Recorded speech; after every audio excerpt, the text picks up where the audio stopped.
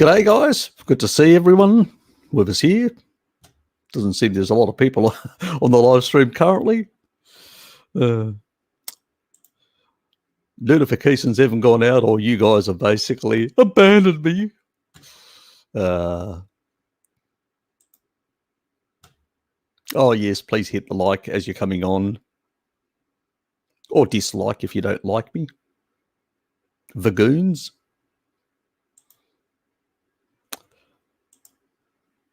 Good to see you, Richard. For some reason, it's a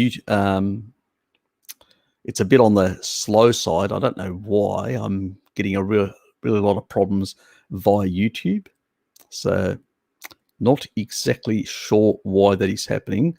Things are not coming through fast enough. G'day, Dylan. Actually, Dylan's comment came up, and the 1 minute that I put up didn't even come up in this thing. So, do not know. That's crazy, because I had the hi, Richard. Then Richard had his comment, and then I had the 1 minute thing, and yeah, don't know. Play by ear. Analytica minded. Good to see you, mate. Yes, it's don't know what's happening with the current stream. Is it actually coming across properly at your end? There's no sort of buffering or no slowness or anything like that. Everything's okay. Can people just let me know in the chat? So I've got the chat window on the side here, so I'm keeping an eye on it. I don't know why it's playing up. Okay. No problems. Seems okay. Good. Spencer, good to see you, mate. Well, what's been happening?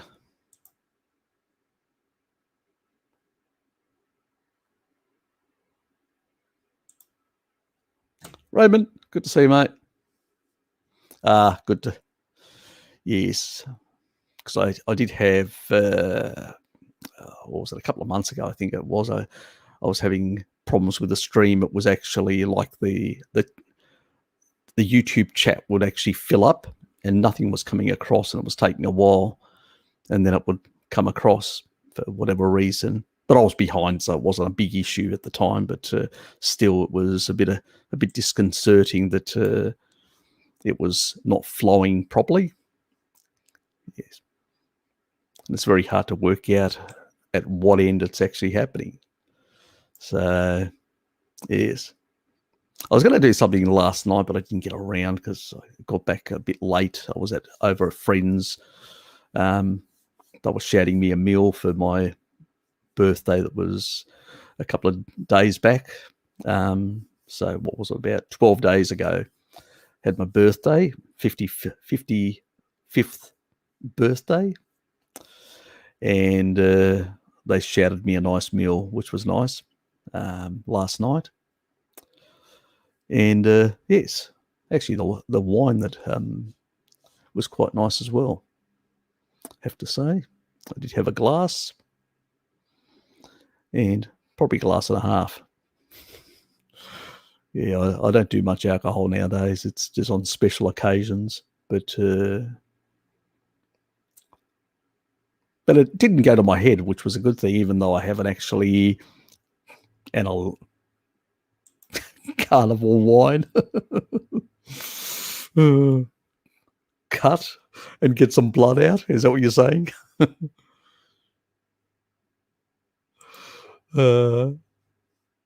55 is too young to start threatening retirement, Harry. Got 5 more years before I can retire from work at 60. I actually didn't threaten. I think some people thought that because I got upset about some of the comments that I was getting on there, and I wasn't making any traction. I just gave up. I just said, I'm not answering any more of the comments on the aluminium, because I just gave up. People just didn't want to hear. They had their own ideas. They had made up their mind on certain things, even though when you look at the science, when you look at the research, That doesn't mean that heavy metals aren't a problem. Yes, they are, and neurotoxins, they are a problem. But the minuscule amounts in vaccines is just a joke. That's not the problem. And with traditional vaccines, I mean, the levels of exposure to heavy metals when we were a more industrialized society, if we go back to the 70s and stuff like that, we were more exposed to more of these, to lead, to cadmium, to aluminium, to a lot of these mercury and all these sort of things back in the 60s and 70s and all that as a population. And even, cars back then, just belching out all sorts of chemicals in our environment. And still, when you look at the autism rates, they were in the Europe 1 in 15,000, and the autism rates in basically the US was 1 in 10,000 in the 70s. And if you look at today in the US, it's 1 in 59. And places like India, it's 1 in 100. It is a vegetarian society after all. But that is not genetics. You go to an MD, they'll tell you, it's genetics. You go to a naturopath, they'll tell you, it's basically, it's, the vaccines you're taking, which is a load of just bollocks. The quantity is so small, minuscule. If you've got a healthy body, these things will basically be chelated and get removed out of the system. We're exposed to massive amounts. And if you look at some of these mining towns where there are people, I've got one here, Western Australian Institute of Medical Research, which they look, you don't see basically any significant differences in autism in that compared to the general population. But you can see certain basically heavy metal exposures amongst the miners in particular, and some of their children. Now, does that affect neurological development? Yes, it can in large amounts. And if they're on a kibble diet and their bodies and functioning, they've got leaky gut and all that, and they're absorbing far too much from the environment and all that, yeah, it can be a problem. You're going to blame the minuscule amount you're getting from the vaccine. You get whooping cough, you could die. Just get off the kibble diet and basically have a better, more species-appropriate diet, and you won't have the problem. Let's not forget, a lot of these things can be chelated by things like selenide, which comes from selenium, which is very high in animal foods, or taurine. Who would have known? I've got 12 different pages here to argue some of these points next week. I was going to do the video last night, but I just didn't have time. So just to point these things out, because people are making a fuss about very little, unfortunately. And the main thing is, even that study that Dylan actually presented was basically, it failed on one of the epidemiological things, like it failed on one of the Bradford Hill criteria. If I was to say that to Bart, he would say that's a bust. Simple as that. He wouldn't be able to argue it. Nobody could be able to argue it. It's a bust. You fail on one of the Bradford Hill criteria, it's a bust. It's like, for instance, I'll give you shark attacks and ice cream sales, my favorite subject, is closely correlated, very closely associated, the two. But it fails on one of the Bradford Hill criteria, and that's the dose dependency. You can increase your intake of ice cream or reduce your intake of ice cream. It's not going to change the effect of basically shark attacks. They won't increase or decrease. So it fails on that one. It's the same thing with that study. One, the statistics were very low, the percentages. It wasn't like cancer from tobacco, which was thousands of orders of magnitude. So it's very low. That doesn't mean that exposure to heavy metals isn't a problem. Yes, but the minuscule amount coming from vaccines, irrelevant. I mean, it's the equivalent of basically what I think I said, 4.5 steaks in 18 months. Now, you could cut meat up and feed a child that amount of steak.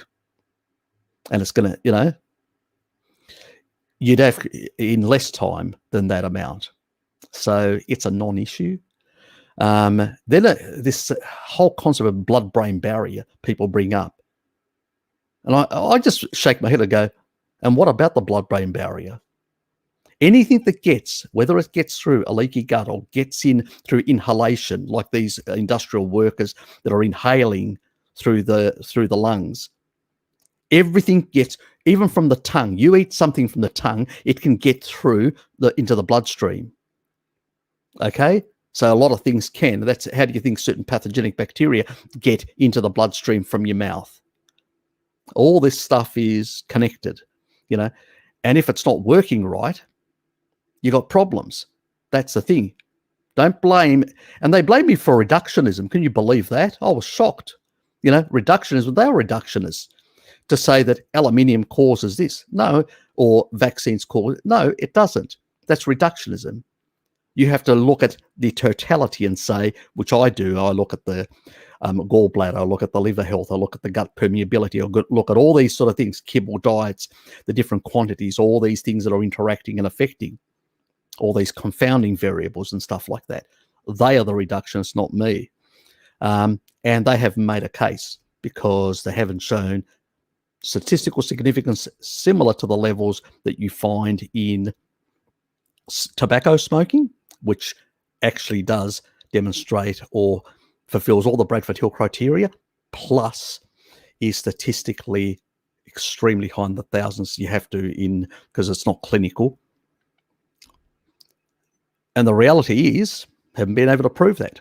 But they just make the normal shit statements because they're being paid by certain people. We know that. We see it all the time in epidemiological studies or review studies or things like that. People make statements. I don't give a shit what people say. They haven't demonstrated or proven. Just because they made a statement, who gives a shit? You know, I can make a statement. Say the moon's made of cheese. That'd be nice, brie. But that doesn't mean anything. That's just a statement, an opinion. At the end of the day, you have to demonstrate. They've never been able. If anybody had a 0, like a 1, like a study proving definitively, yeah.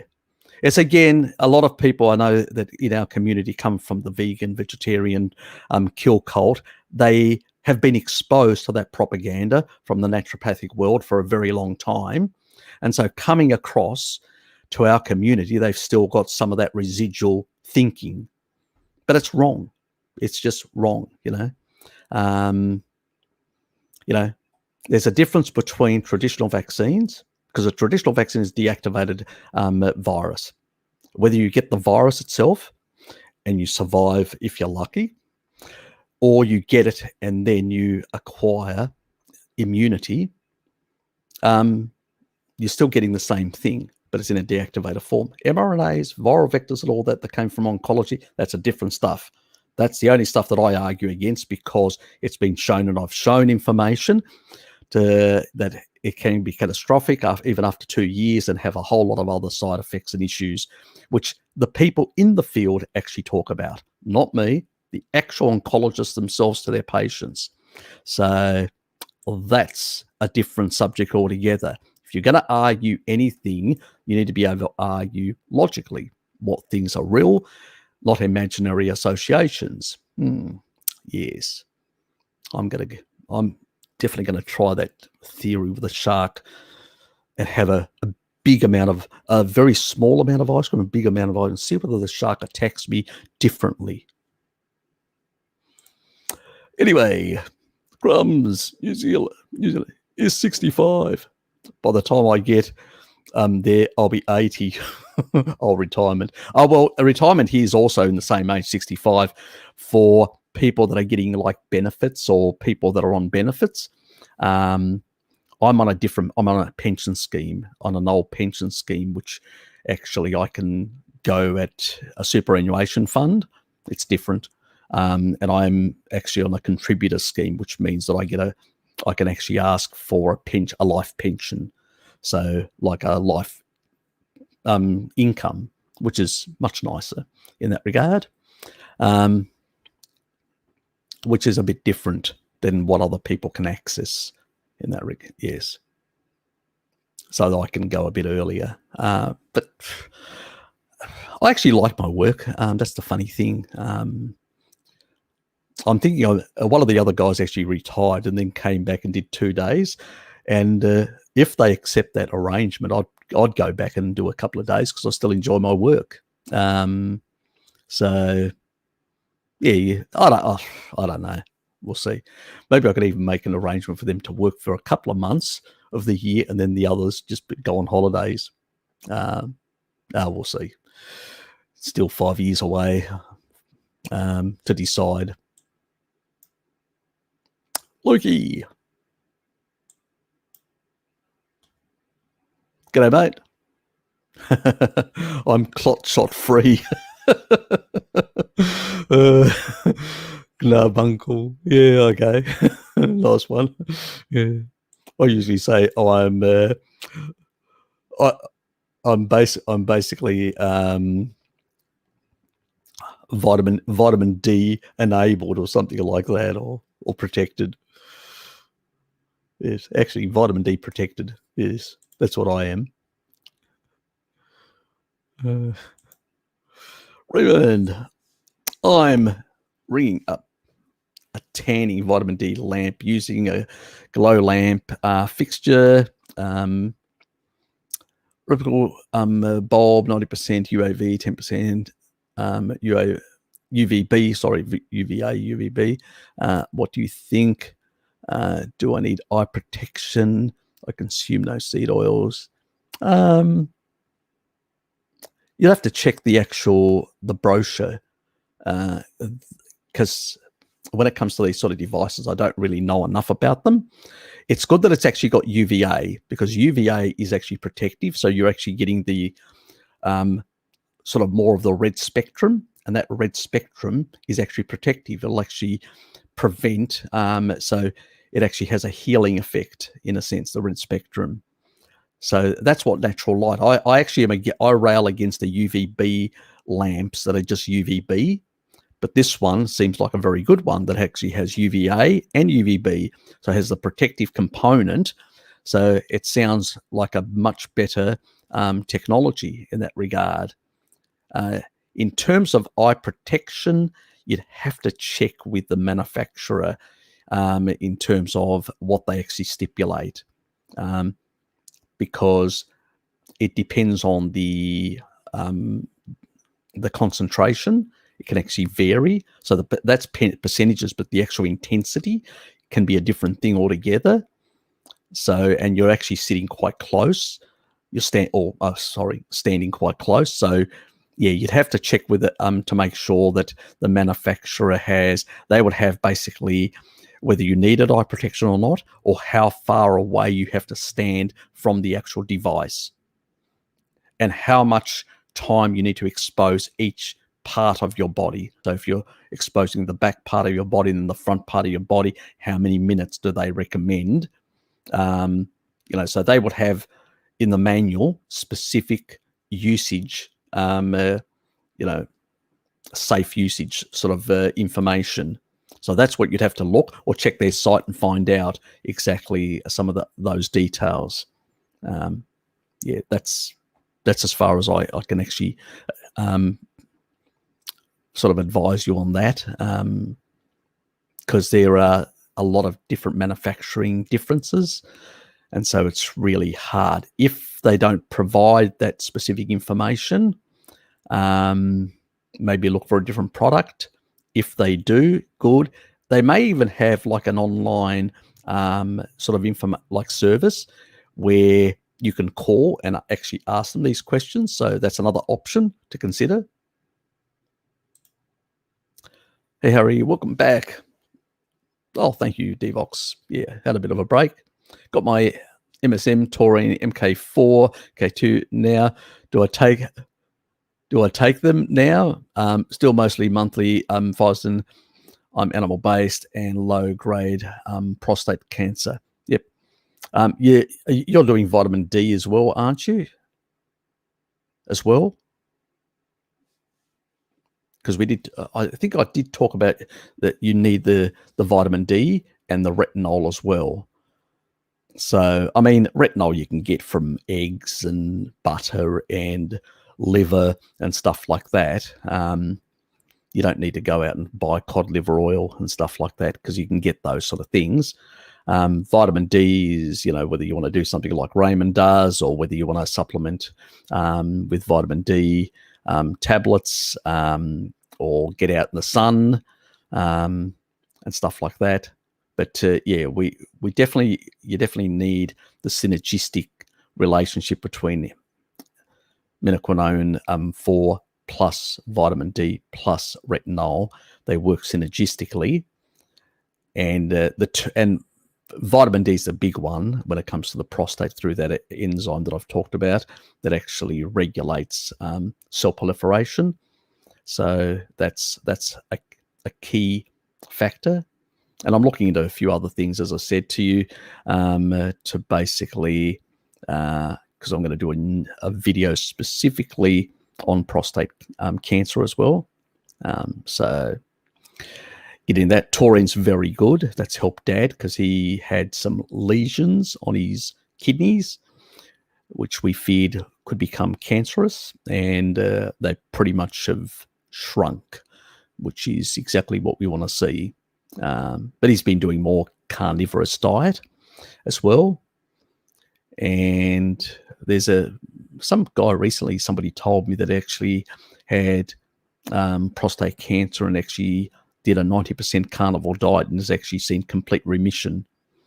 So I'm trying to find out a bit more about the person. I haven't actually looked into it yet. So maybe they've done a few other things as well. Yeah, the fisetin is very important as well. As a senolytic, you do need to, it will help over time. It does take time. It's all about patience. These things, as they say, Rome wasn't built in a day, and when you've done damage over a number of decades, as you know, it takes some time, Devox, to sort of reverse some of that sort of stuff. But don't neglect the vitamin. Oh yeah, okay, 5,000, 10,000, good. Yep, that's what you're supposed to be doing. That I'm actually looking also into some sort of probiotics as well. But a lot of the studies that I'm actually finding are associational at the moment. So I'm trying to find studies where they should really demonstrate mechanism, because it's wasting your money on supplements that only have an association. There could be other factors that are at play.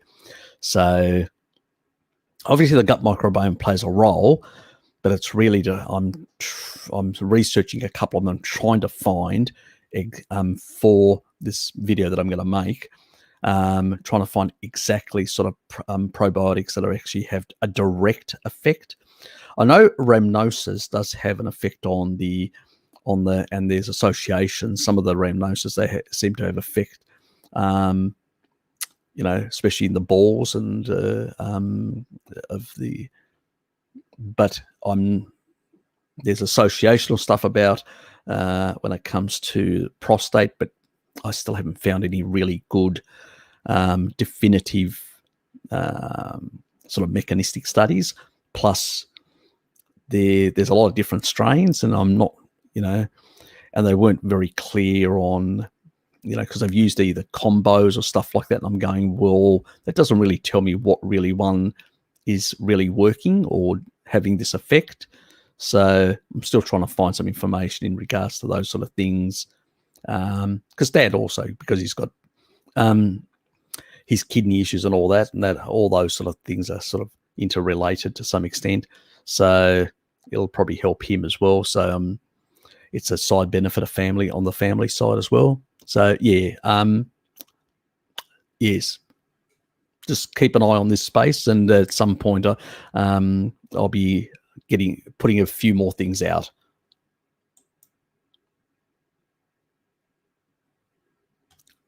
Oh, Richard, you want a glow lamp, do you, mate?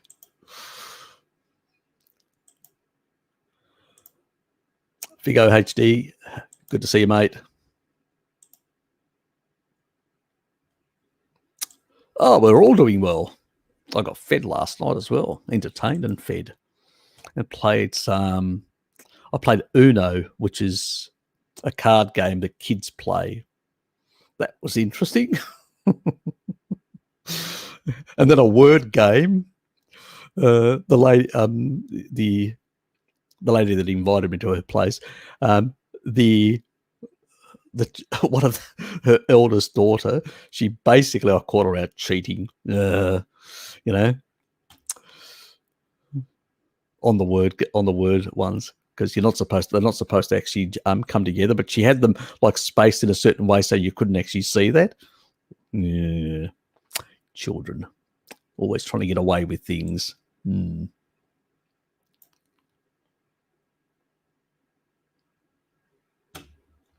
Oh, that's the main thing, as long as you're vertical.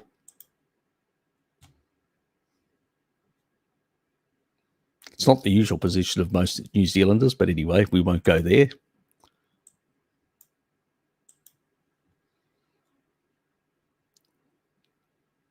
Send me an email.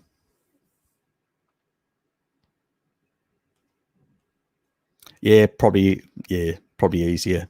And just a reminder to everyone, I usually now, I think I mentioned it ages ago, but Wednesday's the day that I look at my emails, and whatever hasn't been replied to, it'll actually be the following Wednesday. So it depends on how many emails are there. If there are a lot, I'll reply to some or all of them if there are not many. So it depends on how many there are. And I just have one day, like Wednesday evening, that I reply to my emails.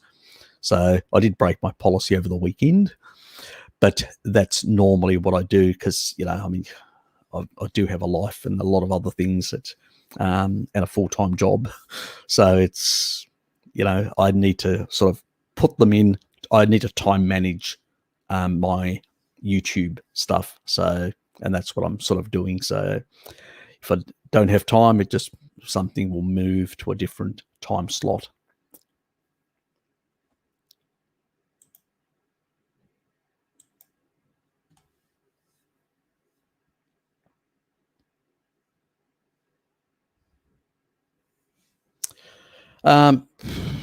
Usually anything above probably 42 nanograms to 60 is what is fine. People being slightly above that is not an issue either. I haven't seen any major health issues when people are much higher than that. But as long as you're within the 42 to basically 60, which I think it's, what was it converted? I think it converts to 2.5, 105 in the nanomoles.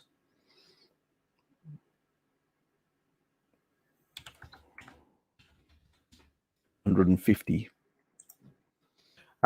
for the other conversion. I think it's a 2.5 from memory. But most people, I usually say to people, if you've got the sun, get out in the sun. I don't take supplements in summer. I get out in the sun. And normally in winter, I just basically through the winter months, in the past, I didn't even take a supplement at all. Zero, zilch. I just used to basically go to the tropics for a month, and I'd be out in the sun all day and just restore my vitamin D levels naturally. But even in winter, I get out because there's still some UV energy. Okay, you're not going to produce much vitamin D, but also you're still getting the near infrared type spectrum, and that really helps for healing and all that. So it's good. And also the hermetic effects, being out in the cold a bit. I don't put a lot of clothing on. I get out there, rough it up a bit, and it's basically, much better for the body to basically be put under a bit of thermal stress, whether cold or hot, now and then. Not chronically or continuously, but it's sort of small amounts is really good for the body. It makes it more robust and strong. Even yesterday, I was out, it was blowing like mad, raining and all that, and I was in shorts. Had a t-shirt on and a raincoat, a thin raincoat, which really doesn't stop the cold coming through. It just stops basically the water coming through. So, it forces you to move a bit faster and jog a bit. So, yeah, forcing you to basically generate a bit more internal heat. But yeah, so don't go crazy. I usually say to people, because I'm always cautious about, over vitaminosis over a long time. And I usually tell people stick to 5,000 short-term high amounts for specific things. Like if I get a respiratory infection, I will go high for a couple of days, like 50,000 I use, 20,000 I'll go for 3 days, 50,000, then I'll drop to 20,000 for the remainder of the week, and then back to 5, which is, just to give my body enough vitamin D because the immune system will be activated. There'll be all those receptors to be filled up with the vitamin D, and they'll do the job. And any of the active form, or any of the stored form that will be used, will be replenished. That's what we need to do in that regard. So if you're not getting enough retinol, if you're not getting enough MK4, stick to 5,000 IUs. But if you're getting some of the others, you can go a bit higher.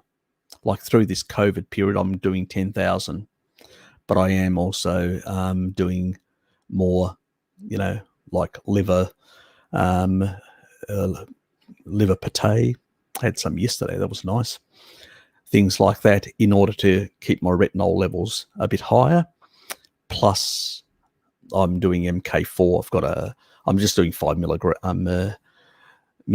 I'm not doing the high doses that I was doing before as a therapeutic thing for cardiovascular. So I'm sticking to those sort of levels. And in summer, I'll be out in the sun like mad. Yes, just relaxing like a lizard.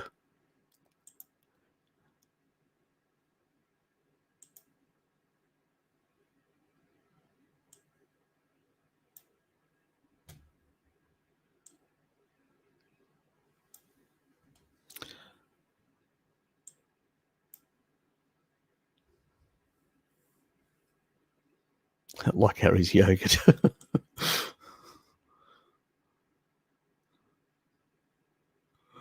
Yes.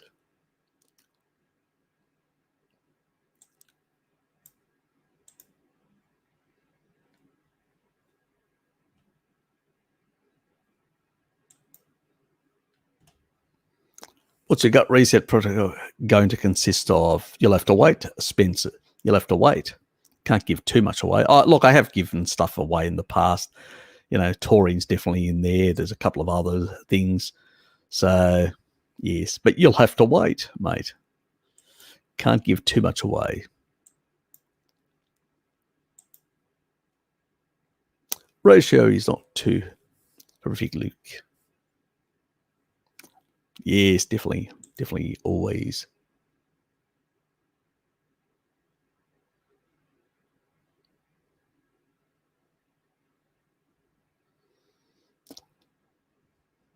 Okay, you're putting something together yourself.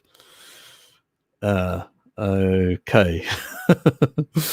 Something I wouldn't recommend, but what's your engineering knowledge? I mean, my field comes from an engineering background, but it's not specifically mechanical engineering. So if I was you,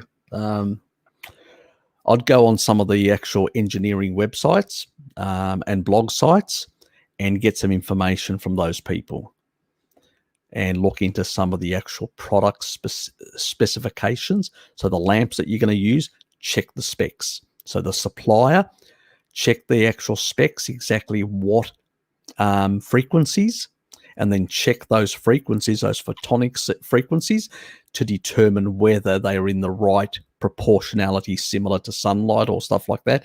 And you're not going to cause yourself some sort of skin problem. So be very careful with that sort of stuff, mate, if you're going to go that pathway.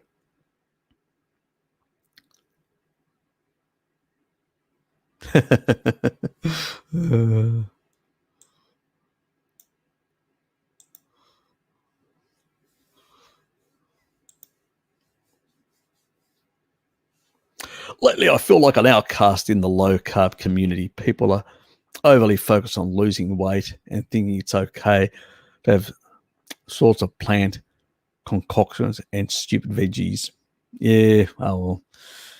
It's weird. It's really weird. As Bart said, they've got addictions. He suffers from some addictions as well, and he knows it's just addictions, and they're just trying to justify it.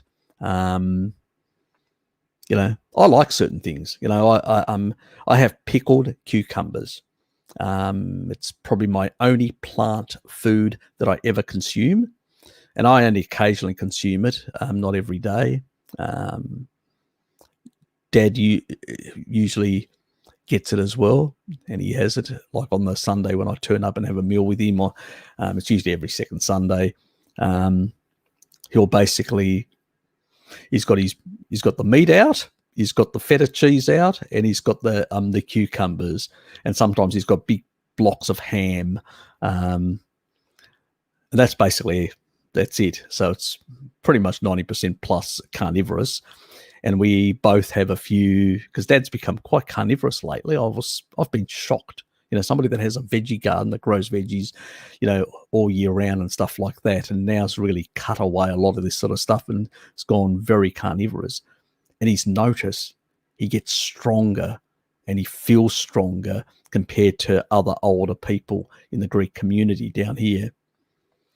And he's now convinced that he needs to, so he's seen the results, and probably, when you're 87, the effects of going from a much lower protein to a much higher protein, immediately those changes. Yeah. Oh, I mean, big blocks of like that, thick blocks of ham he goes and buys. He gave me a big slab one day, and I'm going, oh, thanks, Dad. That was nice, actually. I literally pigged out on ham and cheese one night. So yeah, so I was, yeah. Look, it's a bit like that nowadays. So it's just, yes. So Richard's actually doing something similar. Good for you. Salt curing pork in my fridge at the moment. Won't be ready for another 4 days. Ah, yes. The things we have to go. Patience, Richard, patience. Let me. I'm driving back from church with kids. Avoid saying fuck Womble for 10. Yes. Yes. Yes, that F word. You bad boy. That's the vitamin D.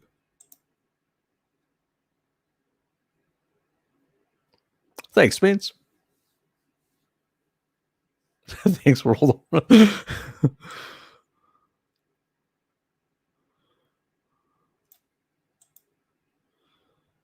Thanks a lot. Sorry for all the random questions. Doesn't matter. I eventually sort of get around to them when I can in that regard. Thanks for the support. Yeah, let me find my other spot.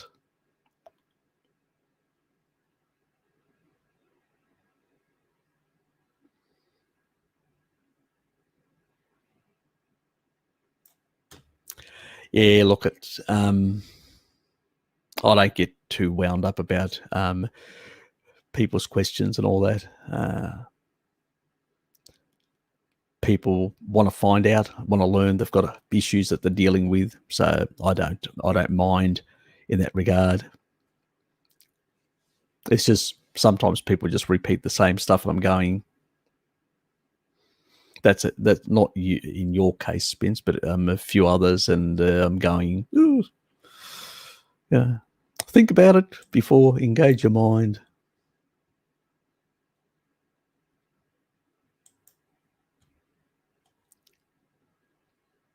A bee. It's not a Saladino bee.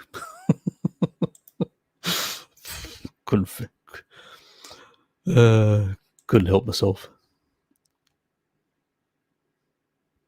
Yeah, they are very expensive. I did actually look up once for a good quality one. I'm going, what the, thousands of dollars for a bloody lamp, and I'm going, yes, but please be very careful.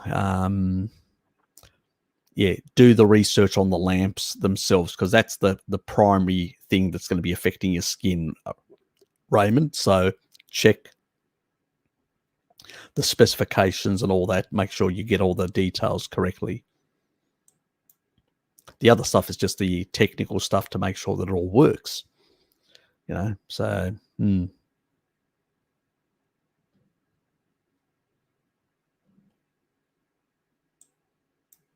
oops. Goes on Carnivore to balance phosphorus. Irrelevant. Absolutely irrelevant.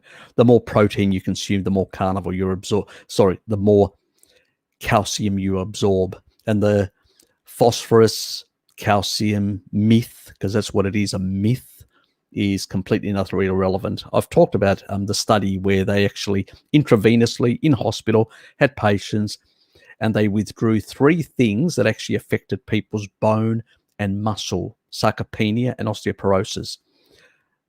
They actually measured them in devices. So they actually knew if you removed protein, makes sense, because your bone is made of protein matrix and your muscles are made of protein. Obviously, you would actually have a reduction in the volume of those tissues. Then basically they removed salt, and that also had an effect on the reduction, of those tissue types as well.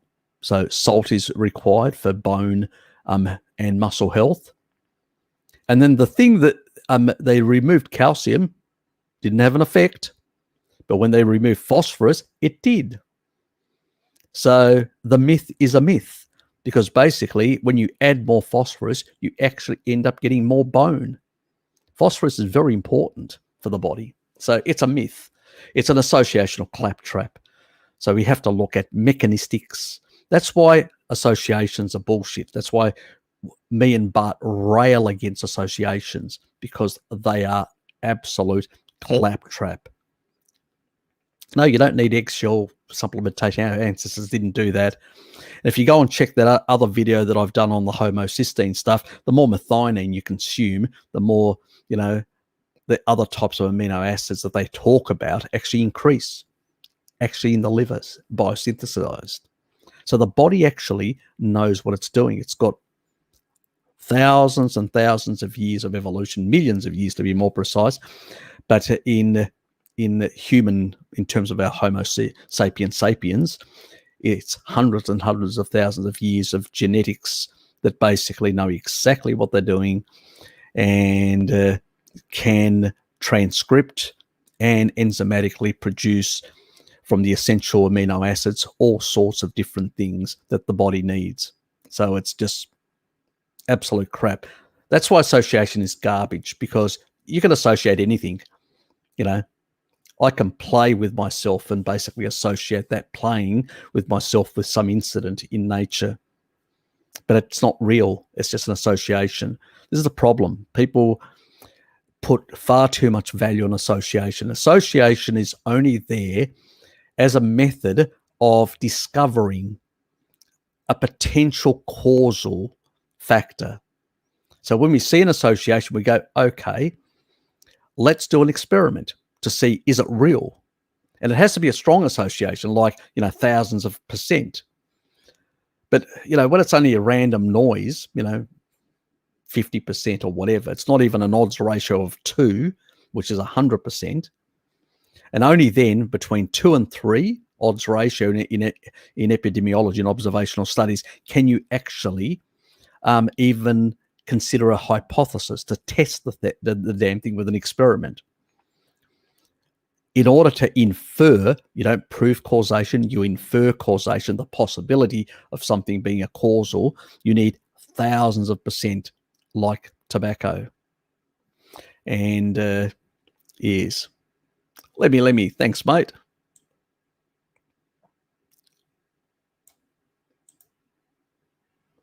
appreciate it.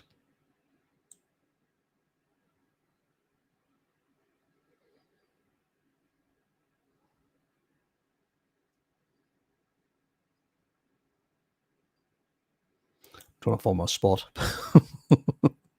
It's the only thing. Be nice if you'd be able to click on that sort of thing and not lose your spot. I'm new to this sort of stuff, as it's obvious.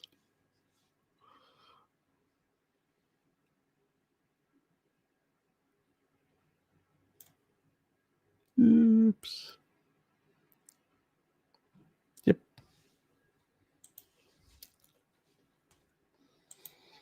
And the other part was could eggs. Yeah.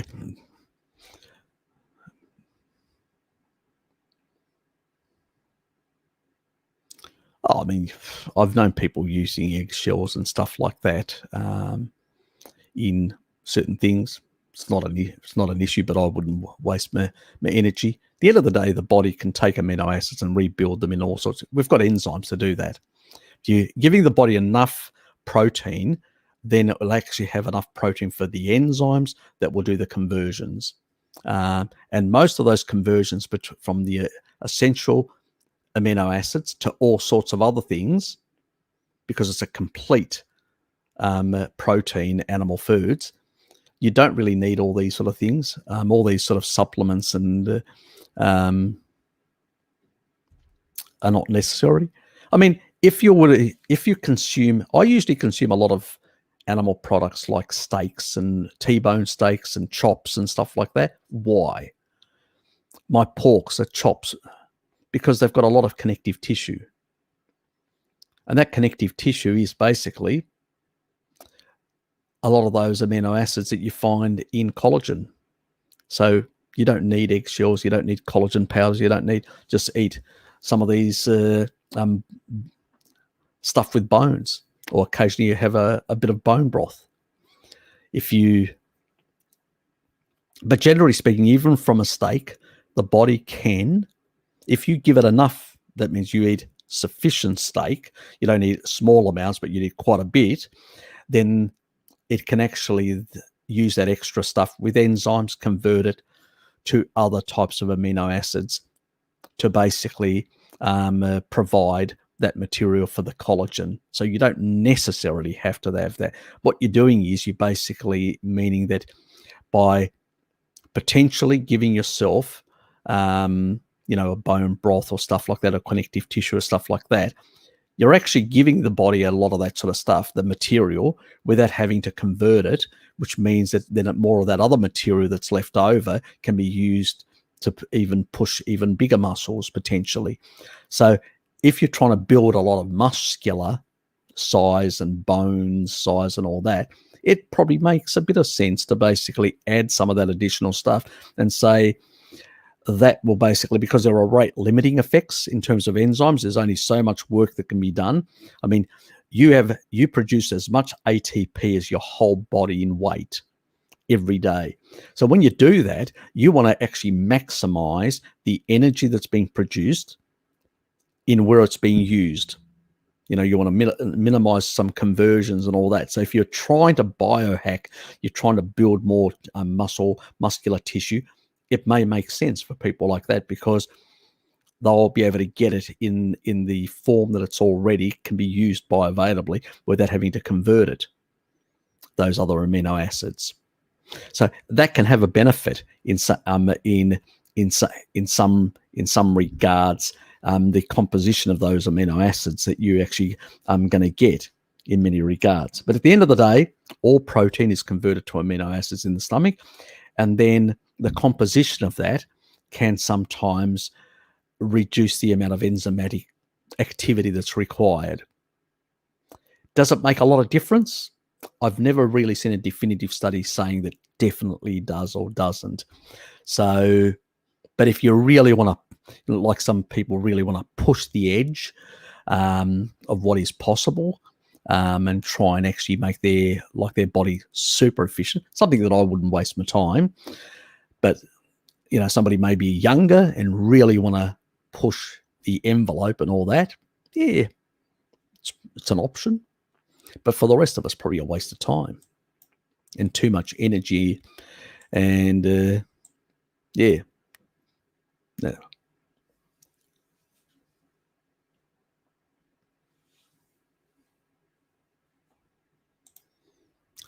G'day, Deborah. Is there truth, the benefit of mushrooms like lion's mane, you mean? Look, there are compounds in lion's mane that seem to have some benefits in that regard, but are they like, it's associational data. It comes from associational data. I've never seen any clinical or randomized control study where they're doing this same food, exactly identical food, similar population group, and then basically being given lion's mane in different quantities and a control with nothing. I haven't seen something like that. I've seen a lot of associational studies or supplement companies doing studies and saying that it's fantastic, but I've never seen anything, really non-supplement companies doing it and doing proper clinical trials. So I couldn't say. I suspect it's probably more a hormesis, that it's having a hormesis effect of some sort, some of the compounds. And you can get hormesis from different temperature, from exercise, from those sort of activities. You can get hormesis. Why bother paying the money?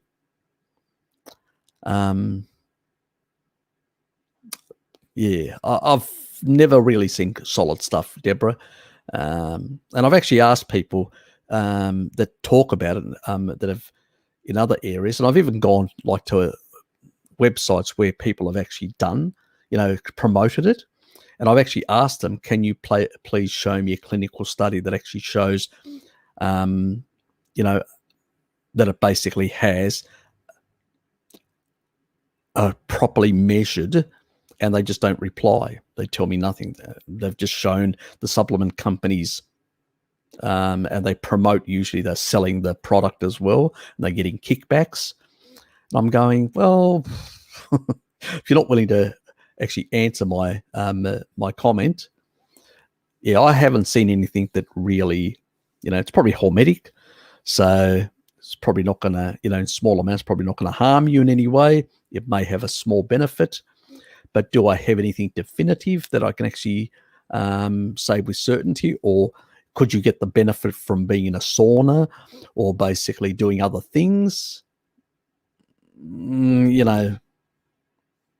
It's, I find it irrelevant, to be honest.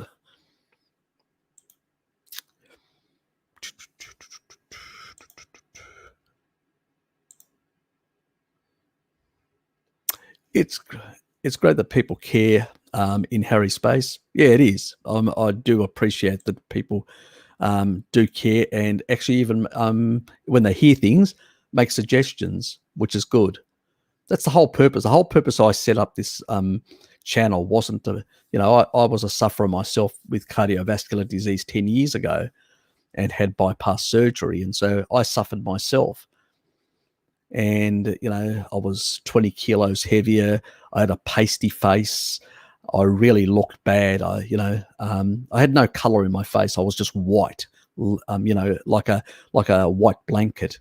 I used to sweat like mad. I was like a mess. I wasn't surprised that I ended up in my mid-40s in that sort of state. It's taken me about, a bit over 10 years now to reverse a lot of this. So it's been a long slog going down a lot of wrong paths in some cases. And it's been a long, basically drawn out situation. And I've suffered myself quite a bit. And so when you suffer, you sort of feel for other people because you don't want them to go through the same hell that I went through. And when they have gone through some of that, if I can give them some pointers and some inspiration and some, ideas of how to get out of that hell, yeah, that's always been sort of my driver in that regard.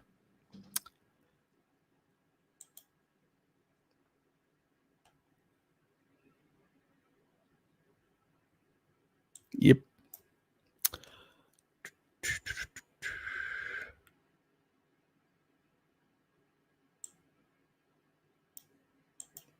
The radiation effects. It's stories like that that make me say to myself, I really should do no cheating and keep it completely meat, organs, eggs, dairy, seafood, and fermented veggies. Yeah, you wouldn't go wrong in that regard. If you take a look at even most, like whether you look at traditional societies like the Okinawans and whatever else that have some vegetables that are all cooked. There's nothing raw. It's all cooked or fermented. And, like my dad, he still loves his lentils and does that. And like he had them, what was it, the previous week, soaking for a whole week. Who would soak lentils for a whole week? Only a traditional person that understands that you're really, in order to, and they become very soft. You can touch them and they just peel off like that. You've actually broken all the chelating factors, all the anti-nutrients after that long, clearing it out the water and doing that. So that's something most people won't do.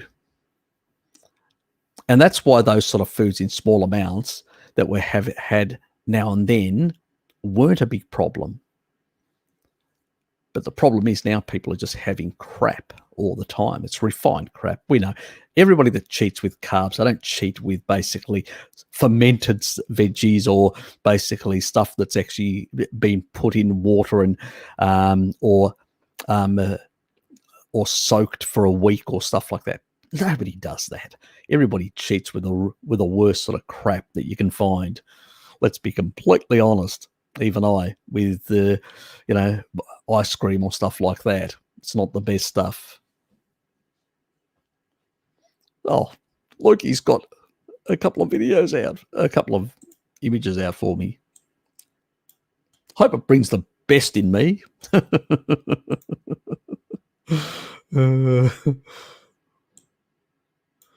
Oops. We'll do the first one.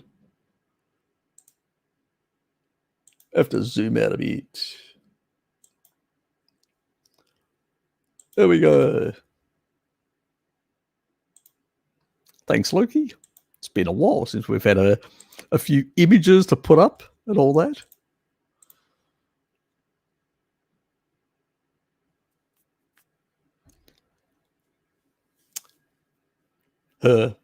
He's probably thinking about other girls. Him.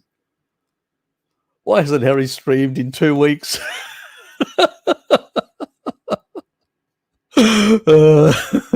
Thanks, mate. I didn't realise I was that popular. Live stream 2 weeks ago. Live stream now. Thanks, mate.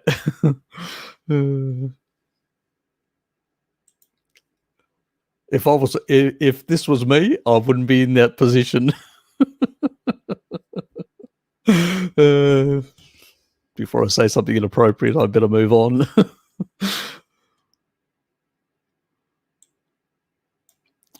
I've got the animal mounting thing down pat. That's what I was going to say, but without going into too much detail. Yes.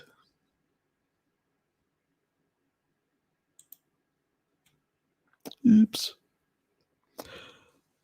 Take it from Bart and myself. Cheating can mess you up if your health is already problematic. Precisely. The other thing is, I did actually send Bart a thing that butyric acid producing bacteria. What happens, sometimes you can be low on those. There can be a problem with eggs because he was having an egg issue. Now, also when you're on a carnivore diet, while your gut microbiome is balanced, what happens is your gut microbiome actually reduces because you're not fermenting a whole lot of plants and all that. So your gut microbiome will still be balanced, will still have diversity, but it will come down in quantity. You don't need as much. You're only providing there's only a small amount of protein and small amount of fat that actually gets into the colon to ferment. So you'll always have on a carnivore diet, a much lower, and most, like the Inuit and populations like that, were always found to have much lower bacterial loads in comparison. Most tribal populations do. It's only because of a lot of kibble eating. That's why we have all these gut problems and all that. Remember, it's only our gut lining is basically one cell, and you can actually, too much bacteria can actually drill into the gut and actually cause damage, especially if you don't have good gut mucosal layer and good tight junctions due to beneficial bacteria and vitamin D. Very important. I've talked about that in the past. And so these are the sort of issues that can actually happen. Now, you've got that amount. You eat the inappropriate stuff. We've still got some bacteria in there that are that are potentially pathogenic, or candida that can actually grow too much. Now, you have a couple of cheat days or whatever. You actually feed those, and you can unbalance your gut microbiome, and you can be in a mess for some time as you're trying to rebalance it. So you're having more acidic foods. The acidic foods, the animal foods, are basically, killing off some of these bacteria, and because they're lowering your pH. And then you're actually also, because you're having less of the garbage, you're also flowing better bile, which is cleaning out the small intestine and lowering the load. And as a consequence of reducing the feed, you're actually then rebalancing, but it takes a bit of a time for that to happen. And that's what you're getting. You're getting the after effects of basically, also you're getting, this rapid growth of these fermenter types like Prevotella and stuff like that. Prevotella in small amounts is not a problem. I've talked about it before, but in high amounts due to carbohydrates can be highly inflammatory. And it was in one of my videos that I did the myths and falsehoods of veganism. So that's the problem, So if you want on a mixed diet, all those, you'd have a bigger bacterial load, and you'd have a bit of balancing between the Prevotellas and the bifidobacterias and some of the others. But when you get on a plant-based diet, you either lopside that with more Prevotella, which is a problem, and that's why they have a lot of gut problems, the plant-based people. Or the other thing is you lower it down on an animal-based diet, and then you take a cheat and you've unbalanced it, and then you pay for it. And that's why there's less wiggle room compared to a mixed diet. But a mixed diet, eating continually mixed diet, is a sad diet, which will end up killing you much earlier, causing a lot of the health problems we see today. So it's, cheats, you do pay for them. If you're going to cheat, really minimize the amount. And what I do is I literally fast the next day. I do a 24-hour fast. I just literally cut back everything. I don't eat anything. I just, to bring down that sort of stuff.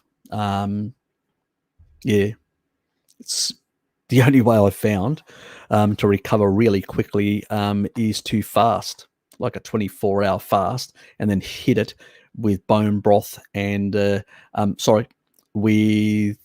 not bone broth, with steaks, but small amounts of meat. Trying to clear all that stuff out. So you want to, that's the sort of best approach. The other thing is salt water, really good in sort of having a bit of a cleanse in that way. Yes. Anyway, thank you, Deborah. Had pasta, meatballs, ice cream. God, I thought I'd cheat. God, you guys really cheat. I can't figure out how to eat pasta. Why would you eat that shit? I mean, ice cream, yes, I can understand, That's quality cheating with ice cream. But pasta, that's not quality cheating. That's kibble. That's like peasant. It's like being a peasant. That's like cheating as a peasant. If you're going to cheat cheat quality. I mean, if you take a look at the kings and queens of England, when they cheated with raw sugar, like, in creamy stuff and all that. So they really went to town. So if you're going to cheat with ice cream. It's a much better cheat. So it's a quality cheat. It's an aristocratic cheating method. Do it with style. Don't do it with sort of, peasant kibble food. Thank you, Deborah. Appreciate it. Did you watch the Food Lies interview with the archaeologist Bill Schneider? No, I haven't. I do subscribe to Food Lies, and like many others, but I've been taking a bit of time off, as you know. I haven't been running live streams. I've just been doing my little own thing recently. I've been also watching some other stuff as well in the old country, Greece and all that. Some Greek, a lot of Greek videos currently. My mind's been elsewhere with family issues and other things. So no, I haven't. I will check him out.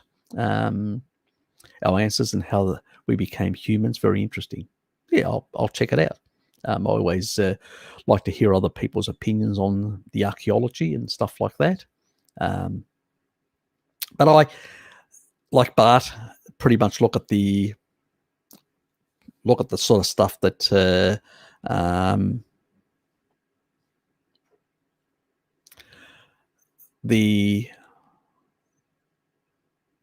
no, I didn't actually devox. So I should. I'm just a lazy sometimes in doing those sort of things. I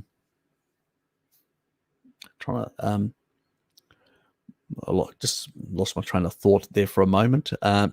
What I would say is me and Bart sort of stick to the nitrogen 15 isotope analysis. It's what also people like Michael Eads, because Michael Eads was the person that got me into the isotope analysis. I remember seeing one of his, I can't remember whether it's the Ancestral Health Symposium or whether it was basically Low Carb Down Under. I just can't remember. Trying to rack my brain. But anyway, it was one of those, and he actually showed the isotope analysis. He actually showed the device, how it's done, that where he got the research for the Max Planck Institute in Leipzig, Germany. And then I went to the actual website and downloaded the stuff and looked at it myself. And that was, like that aha moment. And I go, okay, I don't need to be convinced by any epidemiological study. I don't need to be convinced by any clinical study or any randomized control study. Here's millions and millions of years of evidence that basically we were super and hyper carnivores. It's a slam dunk. For me, that was the convincing moment. That was the aha moment. That was the moment I just basically did. I literally eliminated a raft of plants at that moment, because I realized at that moment that, why am I wasting my money buying a whole lot of veggies when the nutrition, the high nutrition, is in those foods, in those ancestral foods, the animal foods. So yeah, it was for me very much a slam dunk at that person, because it's not at the opinion of a person. It's not the research of a person. It's in the bones. It's actually in the collagen of the bones themselves. The bones don't lie. Humans lie. Humans can manipulate things. Humans can come up with all sorts of excuses to justify whatever. They can muddy the waters. They can confuse the data. They can come up with all sorts of pretexts. They can find a bit of fossilized, fiber in some shit when our ancestors may have had a starvation meal because they couldn't find any animals and they just needed something to keep them going food-wise. That doesn't convince me, that sort of stuff. That's, you can't say, oh, here's a bit of poop, and that basically means you need to change your diet. No, you look at the protein, and the protein was quite clear. There was a bit of N14, but generally speaking, the levels were in the super and hyper carnivory levels. Who am I to basically dispute the bones? They are fossilized, those bones are there, those bones basically show what the N15 data is. It's overwhelmingly convincing. Now, as I've said, modern day hunter-gatherers are not the same as our ancestors. Let's make that quite clear. While the Maasai basically stick to a pure animal-based diet, dairy and meat, they're pastoralists. They're not basically hunters and gatherers. They're pastoralists. They are one step above the hunters and gatherers. They're not agriculturalists, obviously. That's the next step. And then you've basically got the Inuit, who are hunters and gatherers, but purely carnivorous. And then there's a couple of other tribes like the Sand people, the Kalahari, that consume something like 4 grams per kilo body weight, so massive amounts of protein. But they live in a desert environment, and beyond a couple of nuts that they consume, that's their only carbohydrate. The majority of the rest is just animal products, meat. So they are also super carnivores. They're not hyper carnivores, they're super carnivores. And some of these people have some seasonal starch and stuff like that, and seasonal fruit and stuff like that. Our ancestors were living in very cold environments. This is before the last ice age. And for most of that period, if we go back historically, it was very cold. Right down, you had frost right down to the tropics. There wasn't really a lot of food around in terms of plant-based food. So it was basically you were hunting big fatty mammoths and stuff like that. In the cold climate, what do animals do? They build up more subcutaneous fat, bigger fat layers. And that's what we hunted. And we were hypercarnivores for most of our existence. And our brains were 10% larger. And when the last ice age finished and we were forced to occasionally, like our current hunters and gatherers, have to tap into a bit of, seasonal starch, seasonal sugar in terms of fruit to fatten up also, that's a benefit for them, because the animals are not as fatty as they used to be. We're talking about 20,000 years ago. And because they're much leaner, and our brains shrank over that time, even before agriculture, our brain shrank. And it has nothing to do with agriculture. Agriculture just made it worse. It has to quite clearly to do with this reduction in massive amounts of fat. We were consuming shitloads of not only protein, but fat as well for energy. And we were driving our brain size up.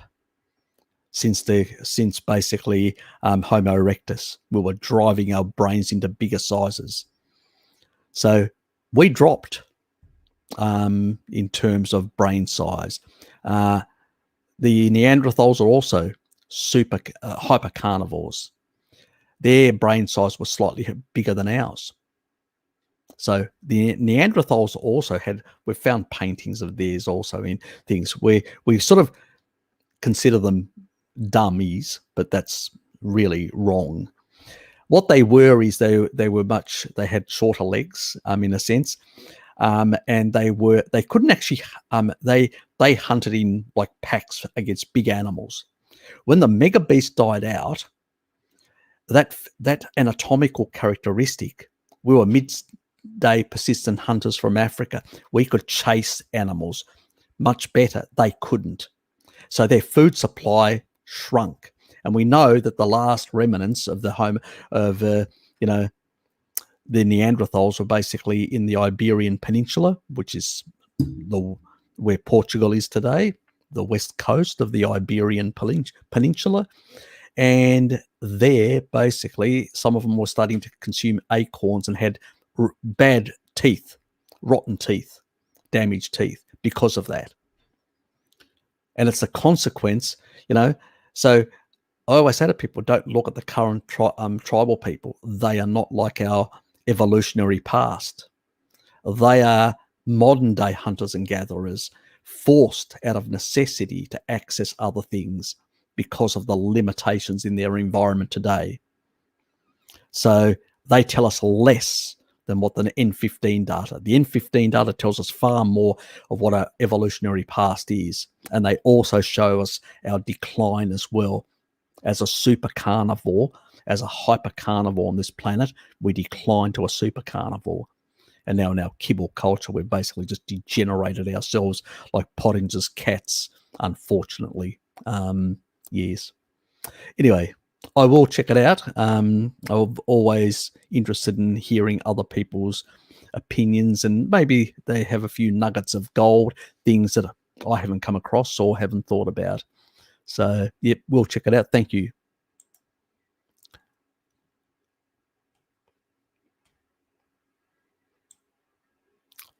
Yes, nothing like super carnivore. Yep, it can, actually. It can. So, yes. All those on imbalances. Exactly. Exactly. Somebody should create a t-shirt of that.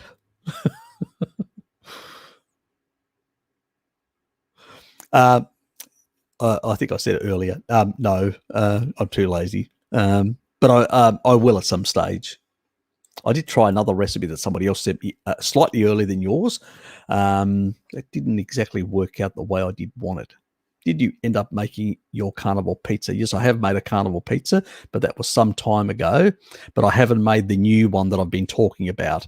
I'm actually waiting on because I've ordered from iHerb unflavored pork rind sort of flour. So pork rind flour.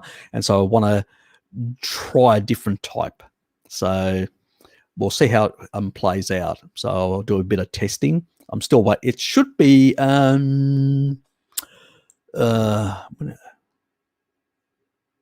think next week my iHerb order with the pork rind stuff should be coming in, I think. So I think that was the date. Anyway. And I will be testing it out, Spencer. I definitely will be testing it out.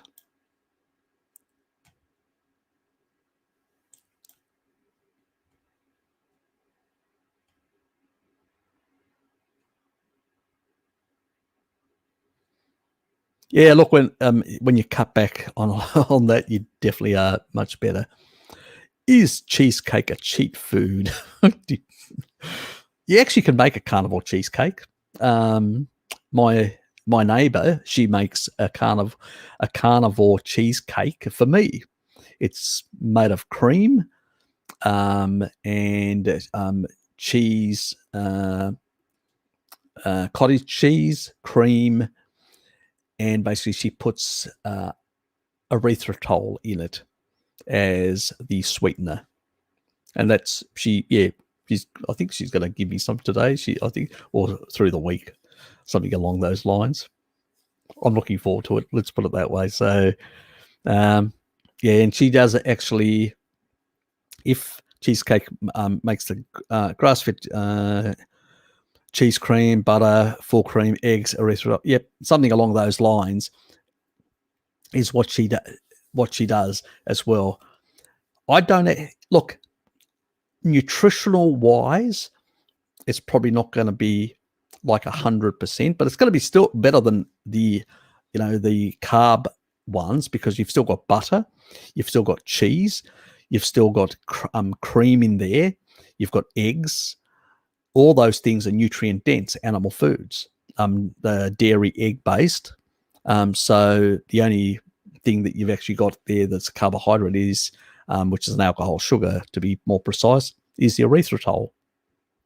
So it's definitely the least egregious type of cheating to do in that regard. Depends on whether, if you're trying to actually lose some weight, obviously if you're eating a lot of very fatty foods, you're not going to be accessing your own weight. Simple as that. But the moment you don't eat those things and you're eating more protein, you will access, because your insulin is low. As long as your insulin is low, it just means that you won't be accessing it at the time that you're eating this sort of stuff, but then you'll be accessing it when basically the body's used it, digested, used that energy, and then needs to tap back into. The only reason why people on a kibble diet, because they've got elevated insulin, they can't tap into the fat. It's just not possible. That's the thing. So it's not an issue, but it will slow down weight loss if you have a lot of these cheats as a consequence, because you're giving energy exogenously rather than actually using endogenous energy and hydrating yourself as well. Yes.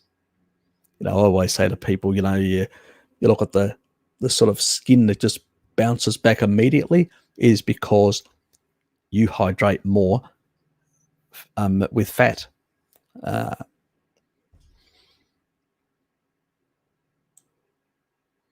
As I said to people, I don't, beyond my coffee, stuff like that, I'm not I don't waste my time drinking water. It's irrelevant. I get hydration. The advantage is you will get hydration from your fat cells, unless your fat cells are very low. Then drink some cream. If you're a thin fella and you're slightly dehydrated, just drink some cream. You'll get deuterium depleted water out of that. Plenty of it.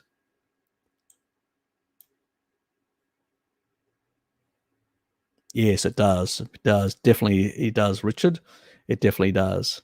And also thank you, Kitty, for putting it up there for people to see. Yeah, I probably I'll ask Ling for her recipe, and I'll post it on my community board. I'll get it off her. I'll ask her to email. I forgot to ask her last time. I'll get her to email it to me, and I'll post it on there so people can try it out. It is really nice. It's decadent. Anyway, getting hungry thinking about it. Get your mind off food, Harry.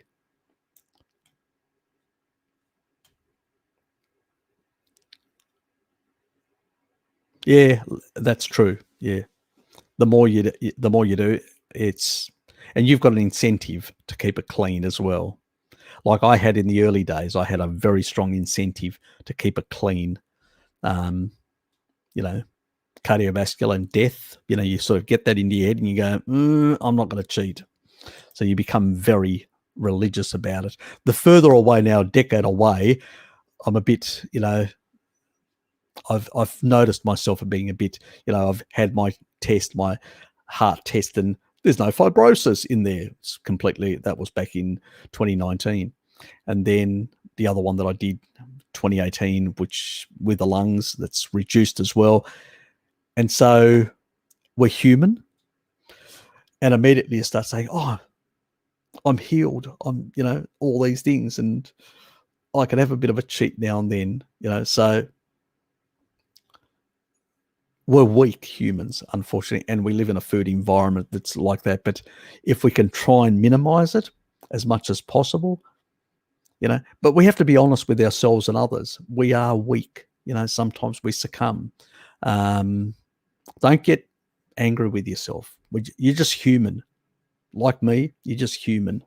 And sometimes you fuck up. It's just the way it is.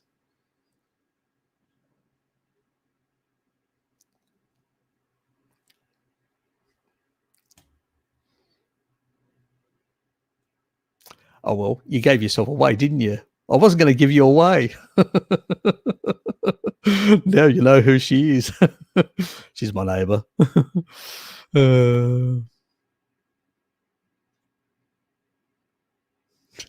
Yeah, she makes it every week, and I get half, which is nice. I appreciate it. Thank you. I was trying to make out that what somebody else. Now you know I was lying. It's my neighbor. Thanks for being here. And please hit that like button, guys. Please hit that like button if you haven't.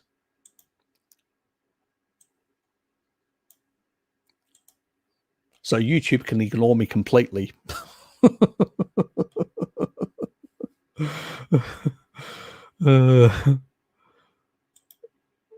Oops.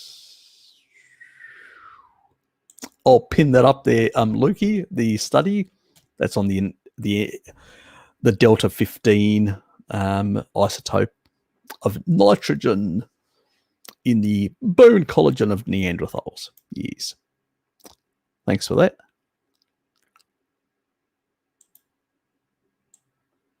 And that's the sort of stuff that basically, for me, is the convincing stuff. Oops. I think I just jumped over a couple there. Yep. Hawati. There are some that say the density of neurons was lower, even through their brain were larger. We don't know. We absolutely don't know. That's what some people say. But as I say to people, prove it. And nobody's been able to, because we don't have any tissue to basically prove it in that regard.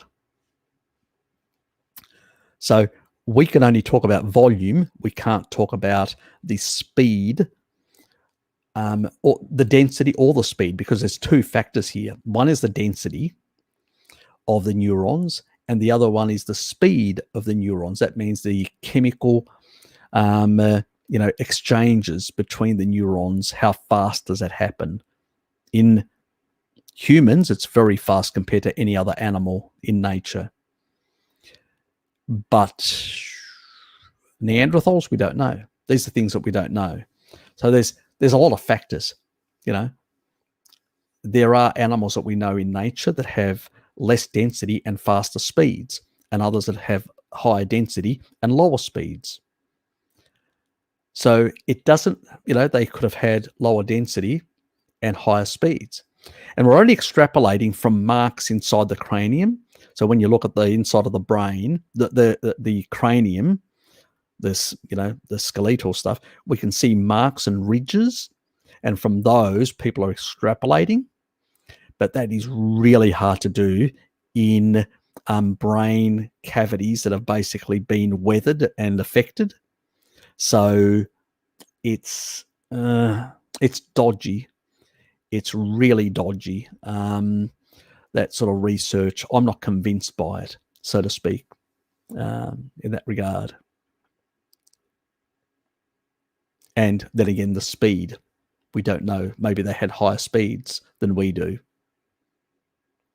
I think they died out for the simple fact that they just couldn't adapt. You had leaner animals that were faster. We could keep up with them and hunt them. They couldn't. They were much slower. They did fine with big mammoths, big animals, megafauna that actually moved slower. They could actually engage those animals and trap them. But with smaller animals that are lighter and faster, people with African genes were much more capable of hunting those type of animals. And they, even to this day, they are. And that's where the advantage was. And I believe that they died out because they just couldn't keep up with their food supply, with their new food supply that had become leaner and basically faster. That's my sort of hypothesis about why the Neanderthals died out. And why, and also if you look at some of the later data, they ended up in the Iberian Peninsula eating acorns because they couldn't access their ancestral food. Because there were animals around, but they just couldn't access them. They just couldn't keep up with them. And it's probably one reason why some of the women probably did interbreed with the Homo sapiens. Again, because women are looking for men that can provide them with more resources. So that's probably where that small amount in the gene pool came from, those desperate women from the Neanderthal groups. That's hypothesizing on my part in that regard.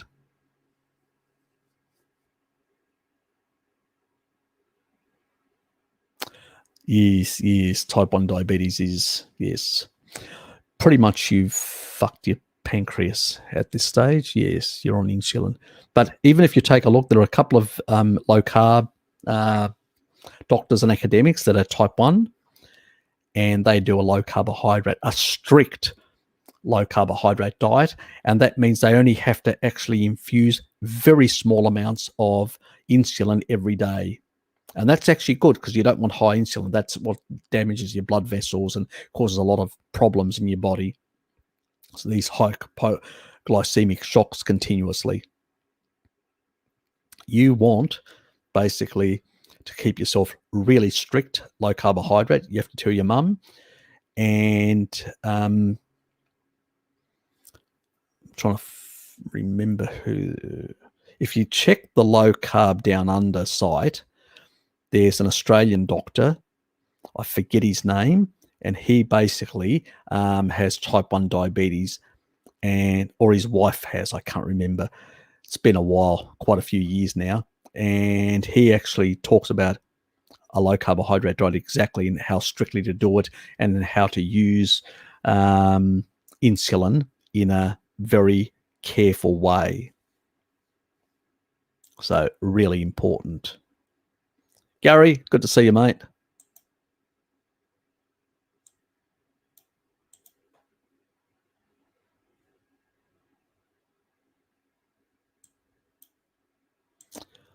I'm trying to catch up now. High quality beer. You'll pay for it after. Let's put it that way. I'm a bit like Bart. If I'm going to cheat on something like that, I'm not going to have a beer. I'll have a cider. It's lighter. You can actually get more alcohol in. That's the reason I usually get ciders that are basically like 8% alcohol. If I'm going to cheat and have one or two, I'll get the high alcohol ones rather than, some beer that will bloat you and all that. So yeah, I'd rather do that. But yes, I only do it on social occasions and, like birthdays, stuff like that. That's the only time I actually have any alcohol. But yes, if you're younger, and I understand, I sympathise, it's hard gig. Yes. Just make sure you B vitamins before and after, because they really help, because alcohol depletes a lot of them. That's where you'll get the hangover the next day. So, Harry, how do companies make a synthetic vitamin? Like, I don't understand how it can do and make things in our body as the natural thing. It depends. Not all supplements are synthetic. G'day, Jared. Harry, let's move to Texas. What do you say? I love Australia, mate. So no, I won't be going anywhere. But look, if I was in the US, I'd probably move to Texas if I was a US citizen and all that. But I'm not a US citizen, so I'm an Australian citizen. Proud to be an Australian citizen. I love this country. So yes, I've got all my friends, family here. So I don't see the reason.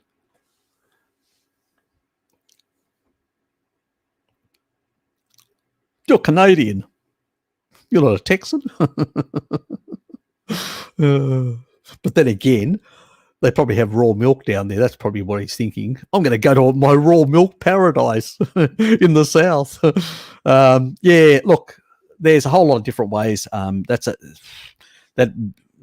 be here for an hour or two trying to explain every single different manufacturing process and all that. It's quite complicated and all that. Let's put it in a simplified way. There are completely 100% synthetic vitamins, minerals, and amino acid type things that are actually produced chemically. And then there are in between where there is a mixed amount, and then there are from natural sources, and they tend to be the more expensive types of, vitamins and stuff like that. Even the vitamin D that I get, the one that I get, there's two sorts that are out there that I usually recommend. There's one that actually comes from the sheep, wool of the sheep. and so that's one source. As I said, I'm not a big fan of vitamins and synthetic stuff and all that. And the only reason is to use them as short term for therapeutic reasons, for deficiencies and stuff like that, is more than anything else, but not something long term. You want to be able to get it from your food. That's what you want to get.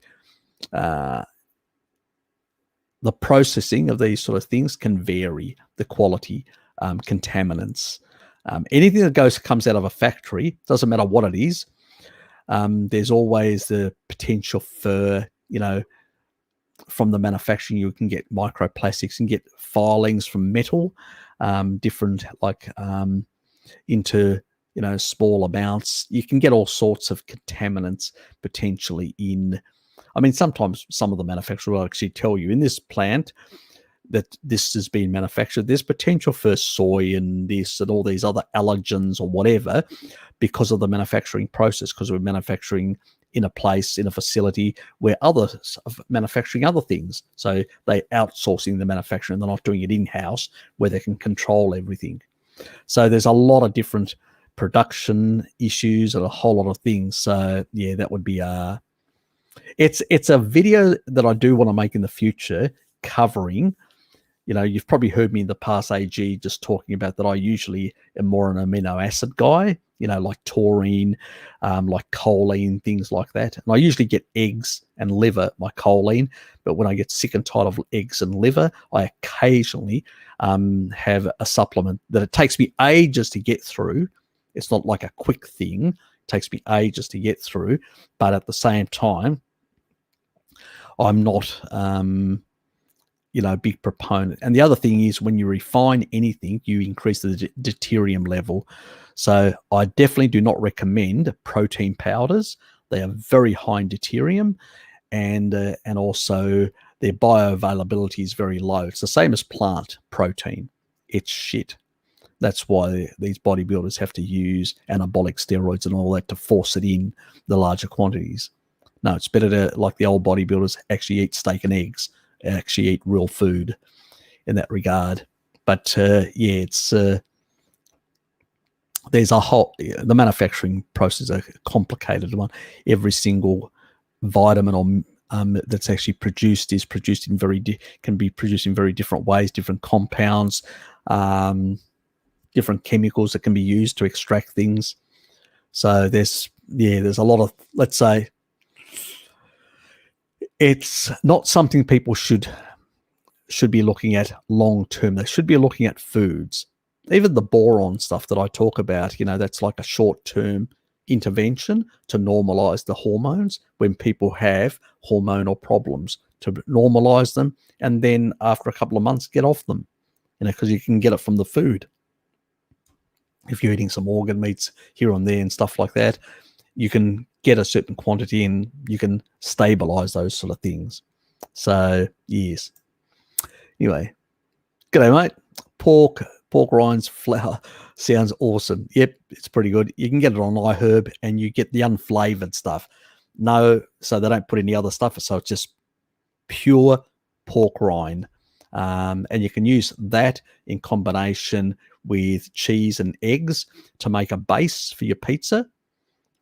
You cook that, not completely, and then you bring it out, then you put your toppings in, and then you cook it again. So that's how you can make a carnivore pizza. So I'm looking forward to making another carnivore pizza when my pork rinds turn up. So that's one thing I'm looking forward to.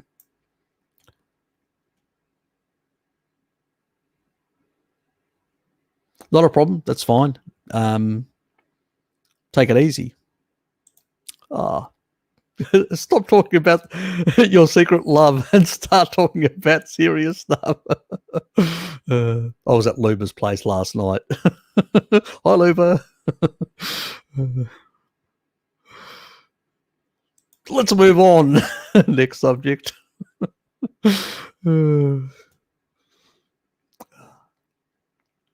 Where can we find the in?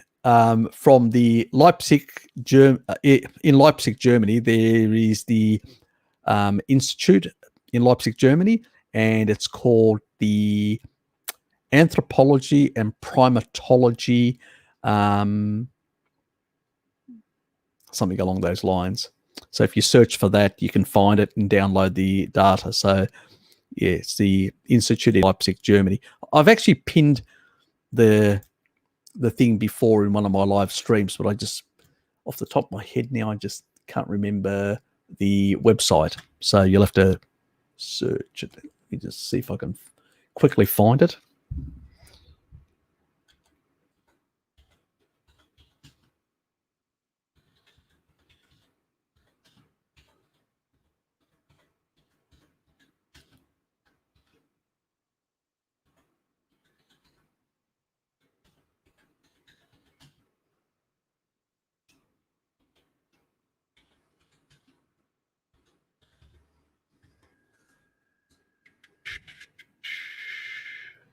Nope.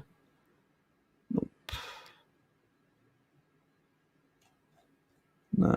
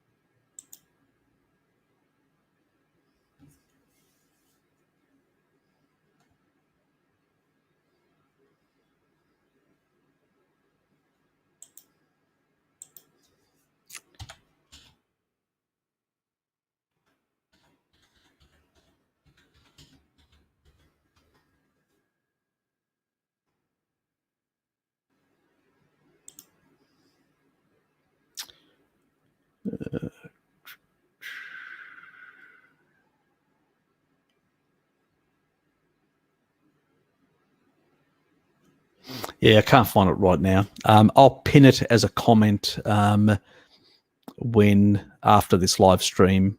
So you'll have to wait. No, completely different. If you're basically also going to use like stevia, stevia can actually give you a bit of a an aftertaste, which is a bit odd. Use to avoid the stevia aftertaste, use the leaf. They've got a leaf type. So if you've got an iHerb, they've got a stevia leaf, and that leaf type has no aftertaste. I don't remember the brand. If you go to the iHerb and put stevia, you'll actually find all the stevia supplements, and then look for the leaf one. So leaf stevia. And you'll find the brand that actually does talk about the aftertaste, that it has nothing. So that's if you're going to use stevia, use that, which is a sort of a more natural one. Erythritol is a alcohol sugar, but the difference between all the other alcohol sugars, it doesn't raise insulin. Like the other alcohol sugars can raise quite a bit insulin, and other sort of sort of sweeteners, where erythritol doesn't, and 90% of it actually ends up in the bowl, not in your bloodstream, in the toilet. So it actually ends up in your colon, 90% of it. So you get very little of the carbohydrate component to have any effect. The only effect you would get is anytime you put anything sweet in your mouth, like your tongue, your insulin will secrete a small amount. Your pancreas will secrete a small amount of insulin. It won't be a big spike. It'll be a small spike. And then, depending on what comes into the blood, it'll just drop off. So it'll be irrelevant in terms of the effects. And erythritol has that very low effect, where some of the other alcohol sweeteners and sweeteners out there actually have slightly higher than even raw sugar in terms of an insulin effect, and some even double. It's just ridiculous. So, which basically, very high insulin can actually cause more fat storage. So they're even worse than actually having raw sugar in those sort of cases. So stevia and erythritol, are sort of a more the better options.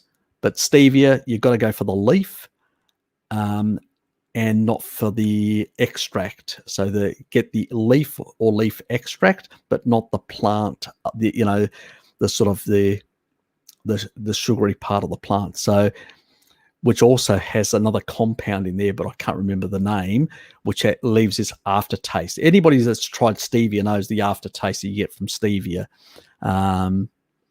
It's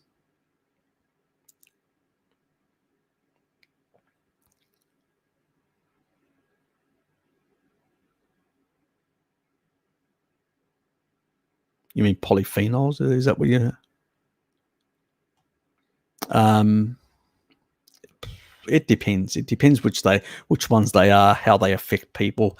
They can be quite different in that regard. And it depends also because when you're actually getting these things, they come in combination with food. So it's hard to tease those things out.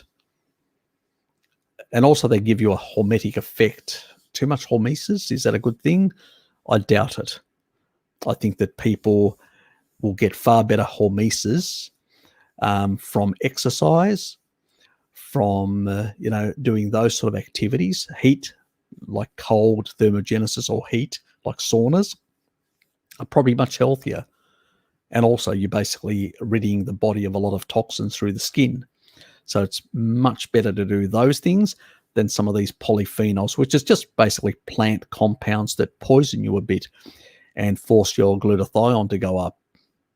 I would rather exercise and force those natural systems to upregulate rather than actually poison myself with these sort of things. So yeah, I'm not a big fan of polyphenols and stuff like that, to be completely candid.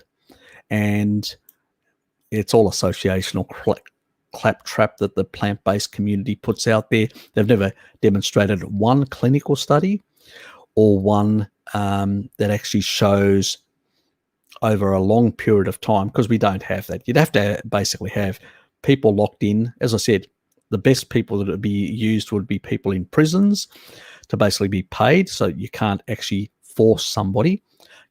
They volunteer and you give them some benefits at the end of the study, and they do it for a year and you see the effects.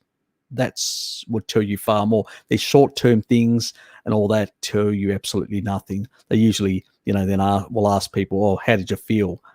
And they may look at and you can't even look at blood markers because the polyphenol will induce a stress. So it'll actually increase a number of the inflammatory pathways initially, and then they'll drop off. And then they say there's a benefit. We know hormesis does create a benefit, but there are better ways. So, small stresses. But we've got a lot of stresses in our lives. We've got stresses from our environment. We've got stresses within our own lives and all that. Do we need to add more to get any benefit? Probably not. And pay for it? Do not think so. Bad. It's xenoestrogens, basically. They will basically can bind to the estrogen receptors in the body. So not a good stuff. You got to really find, I try to keep to real food rather than canned stuff.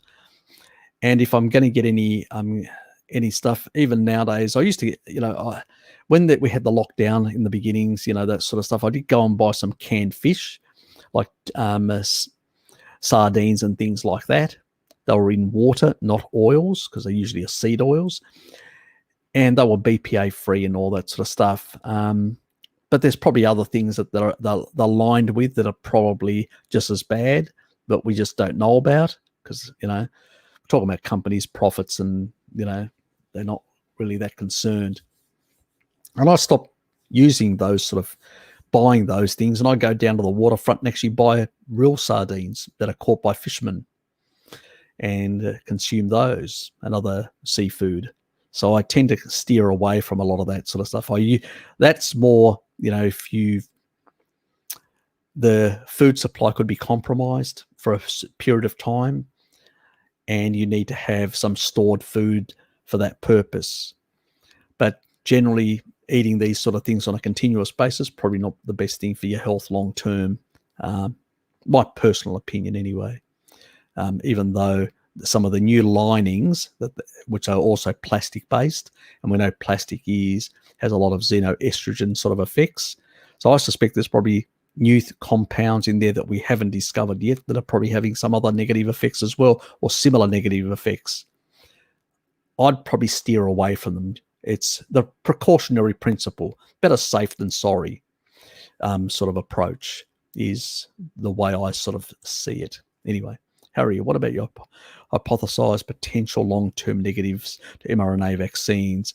I've talked about that in my video. I'm not going to talk about it again.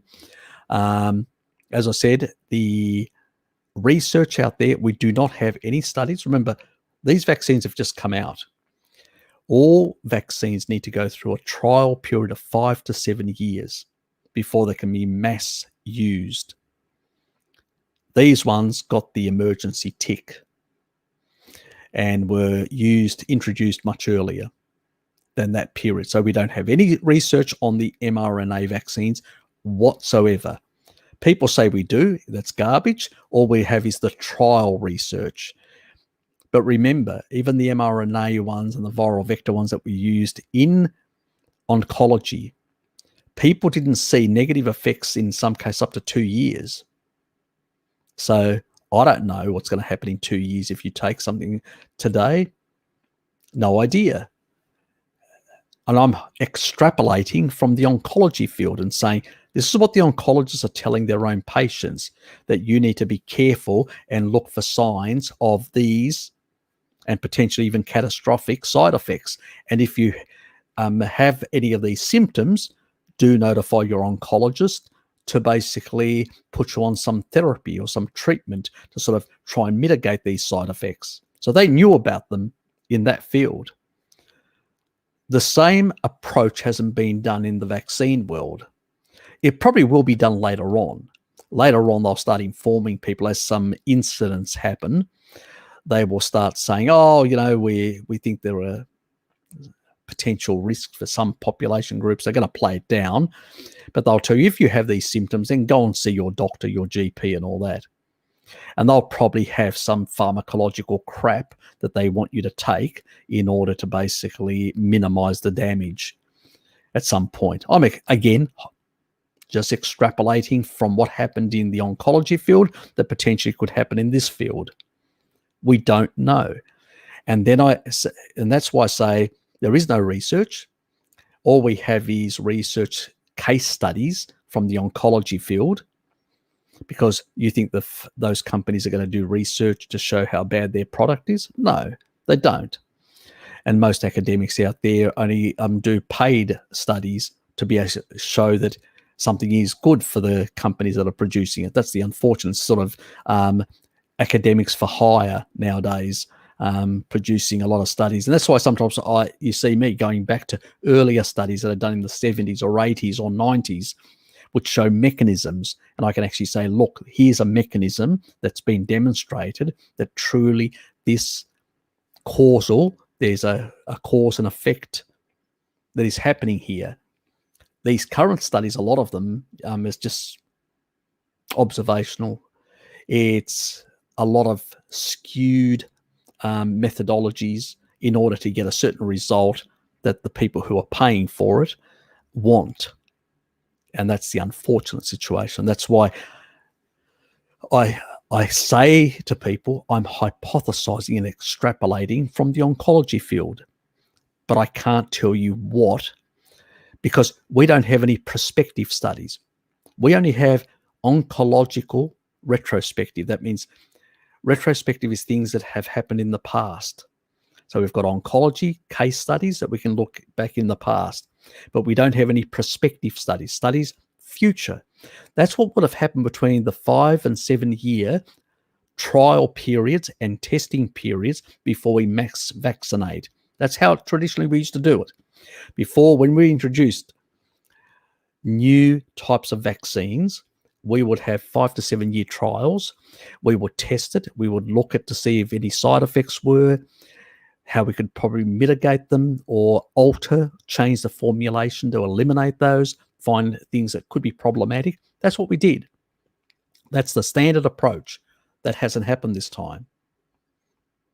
So rather than actually doing those sort of long-term to see, because we know that sometimes side effects can actually take time to manifest themselves. It's like, the studies that were done for the LA veterans. We didn't see the cancer effects until 7 years later. So, and these people on the statins at the time. So that's the problem. If you can't, do a short term and say, oh yeah, everything's fine. We gave it to all these people. We haven't really seen a lot of side effects. We've seen some side effects, a couple of thousand people dying or a couple of thousand people having side effects, really bad side effects, but nothing, In the past, we would identify those groups, ethnic, genetics, all sorts of things, susceptibilities, with all the other vaccines, and then we would recommend, the doctor would recommend whether somebody should or shouldn't take something if they were in that risk group. We don't even know the risk groups. We've got nothing. So you're playing, as I said, Russian roulette. I go back to the precautionary principle. The precautionary principle is do no harm and do not take risks when something hasn't been thoroughly studied and properly assessed. So we've got vitamin D that can actually protect us against respiratory infections. Now, if this was Ebola, a killer, I would say, like I would say, like the small amount of aluminium or whatever, what do I say? Like whooping cough, that's going to kill you. So even if the other one is a problem, which it isn't, but because the quantity is so small, but even if it was, what's more better? Have a bit of damage or die? It's the same thing with Ebola. If Ebola was around, I'd be taking it. Even if it had side effects, I wouldn't give a shit because I can deal with the side effects. I can't deal with death. Death is permanent. So there are differences and all that.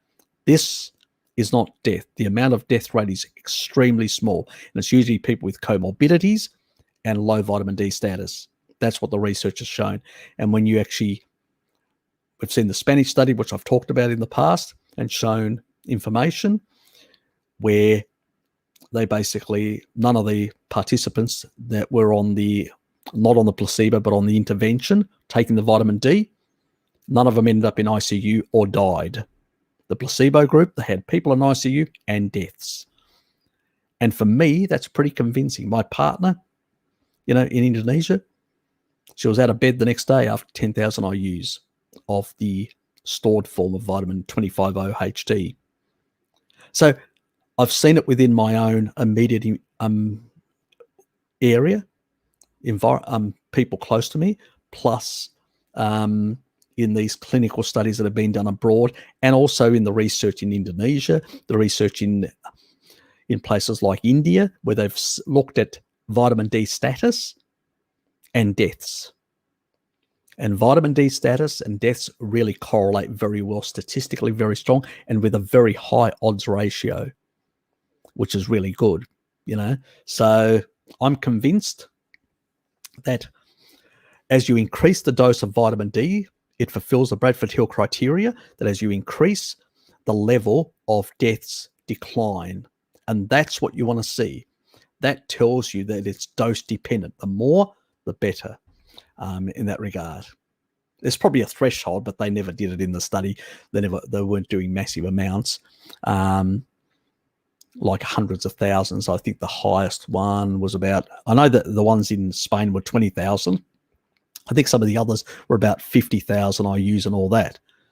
But I've known that for other respiratory infections in the past, there are old studies looking at corona type viruses, because the flu, the common cold, a corona type part of the corona family of viruses. And those ones also have shown to have very good results with vitamin D. So, there's a coronavirus respiratory, use similar receptors to get into the lungs. Yep, I would say that'd be the best way to go, looking on the totality of the research that's out there. So why take a risk is my view. Harry, did you remember? No, I didn't. I didn't. Sorry about that.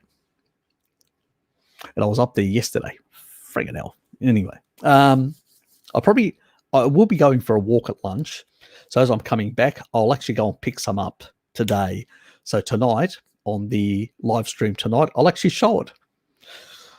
So yes, it'll be better late than never, as they say.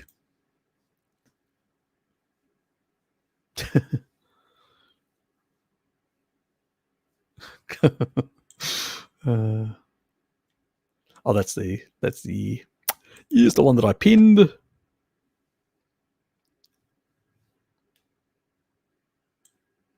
Well, email it to me, my dear. Email it to me, and then I can actually put it on the community post for people to see.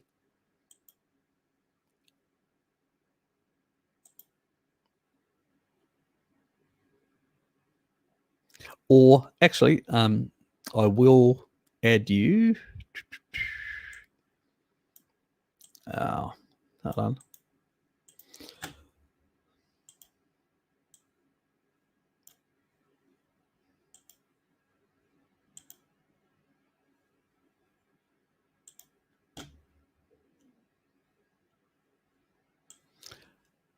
I'll add you as a moderator, and you can post it then, which saves me having to do it. Hold on. Did I go to the right place? Oop, went to the wrong place.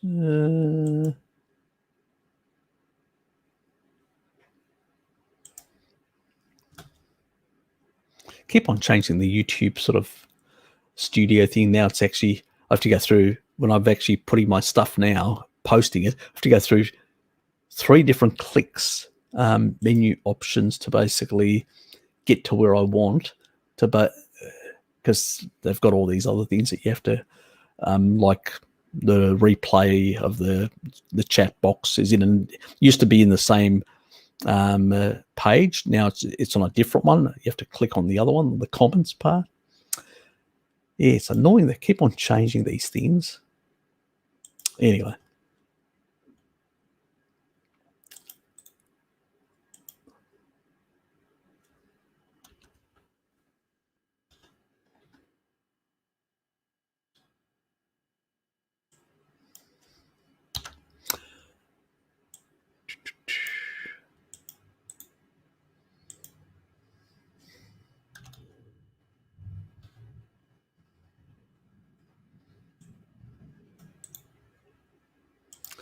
Why can't I find you?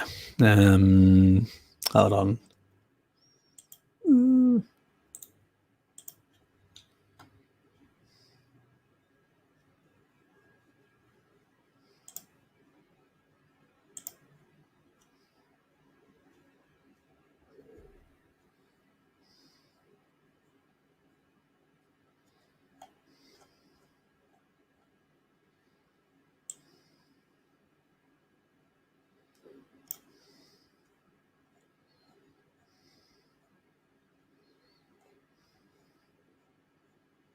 Can you email me your channel so I can actually put you into the moderators?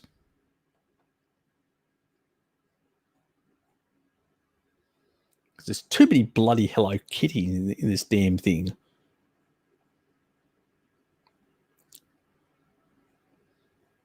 You could have picked a unique name.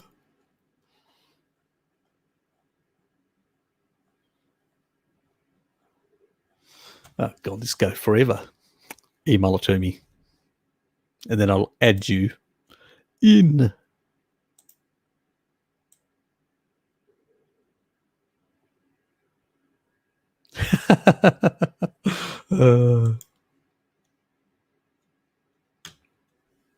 Thank you.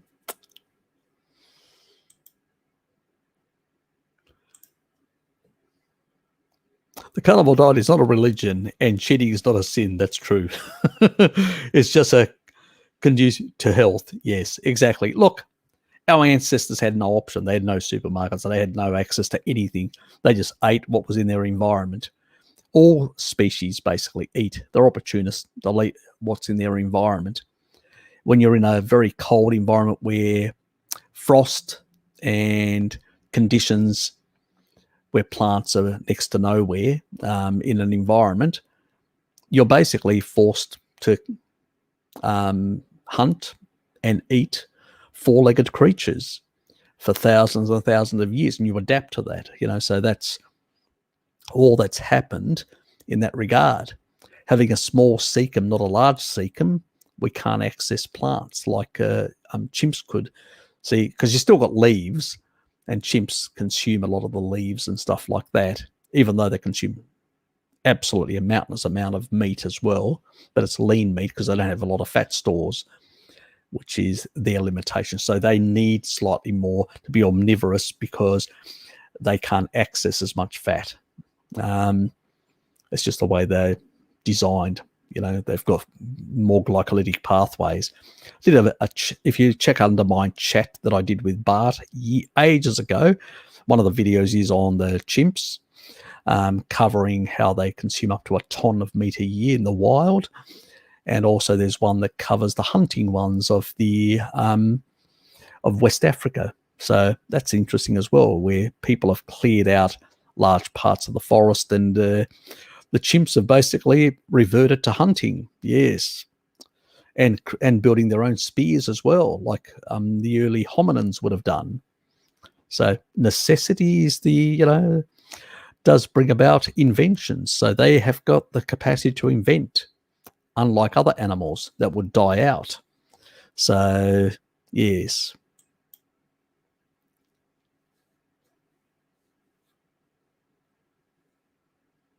Oh, thank you. Yes, I suspect that many would appreciate it. Harry, are there any actual studies that show long living populations with predominant animal-based diets? What does the guy that wrote Blue Zones think of Mary? I've got no idea what he thinks of Mary. I don't know whether he even knows Mary. Mary used to be a vegetarian, AG, and she went to these populations and actually went outside the tourist zones and actually went to the inner part. Because if you take a look, even in Sardinia, people on the coast, they don't do they're not the longevity people. It's the pastoral people that are living in the interior. And those people are basically consuming a low deuterium diet, and they're eating a predominantly animal dairy-based diet in Sardinia and in Icaria, in those parts of the world. In Okinawa, it's more some carbohydrates, which are even their sweet potatoes are those purple ones, and the purple ones are just fibrous. They've got very little sugar. So, and they will ferment those and cook those. It's all cooked. So it's cooked vegetables. It's sort of a low carb diet. The Okinawan diet, the traditional Okinawan diet. If you look at all their meals, you Google any Okinawan traditional meals, it's all these like soup types. It's all these type, cooked fermented vegetables with pork.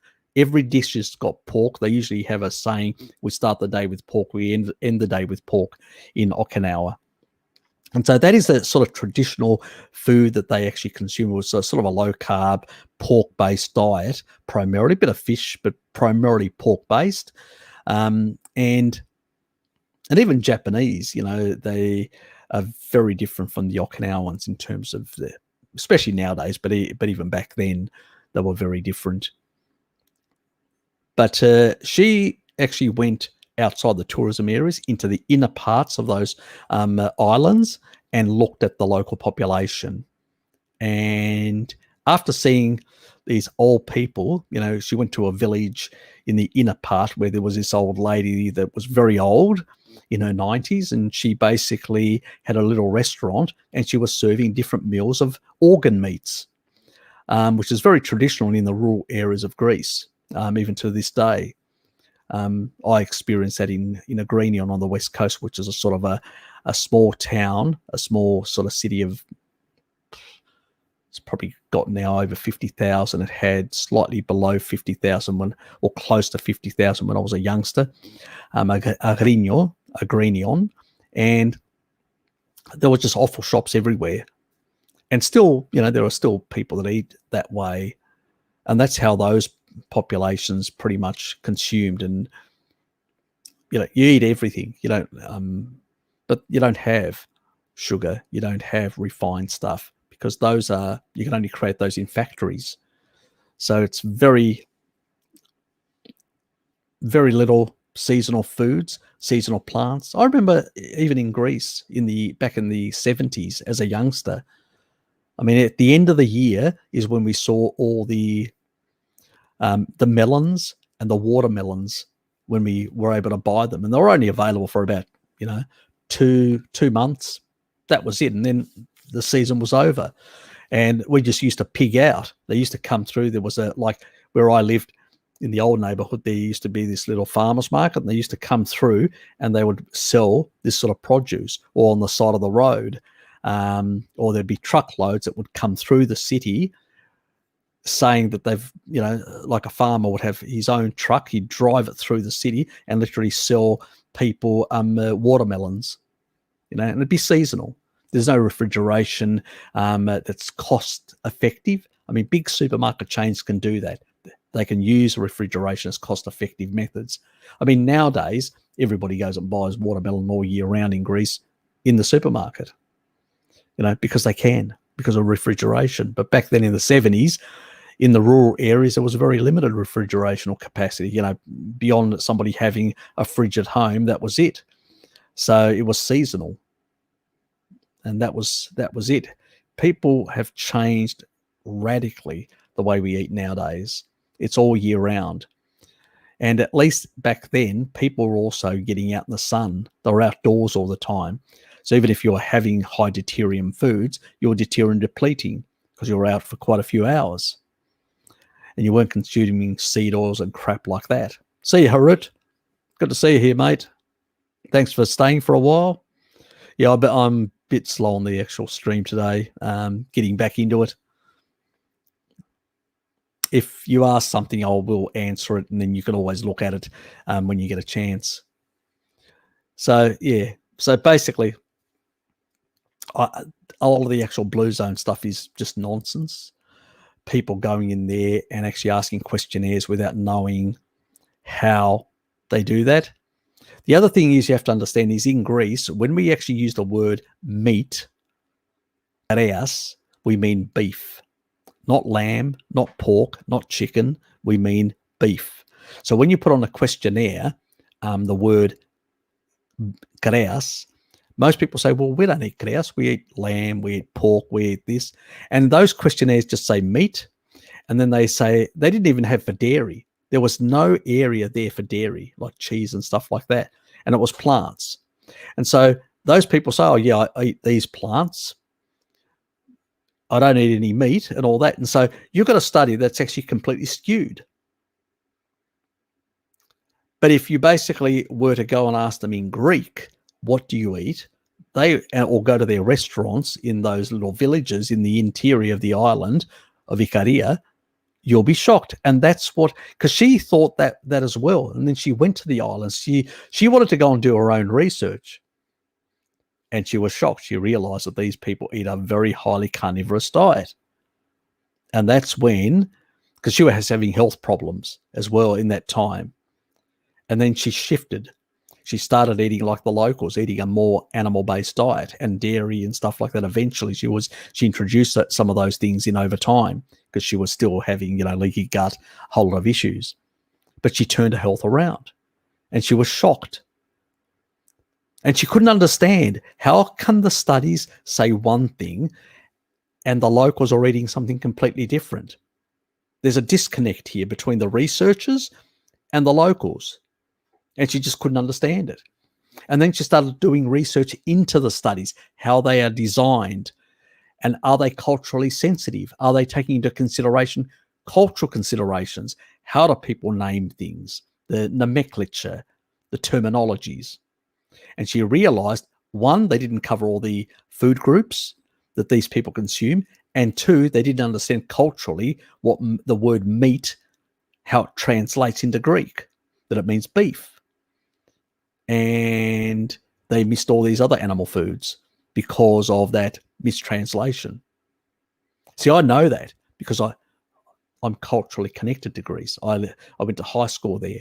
I've lived in that environment, so I understand exactly the language. I mean, I was, as a youngster, reading philosophy, German philosophy in Greek, so and even ancient as well. So I'm well learned in the language and I understand the language.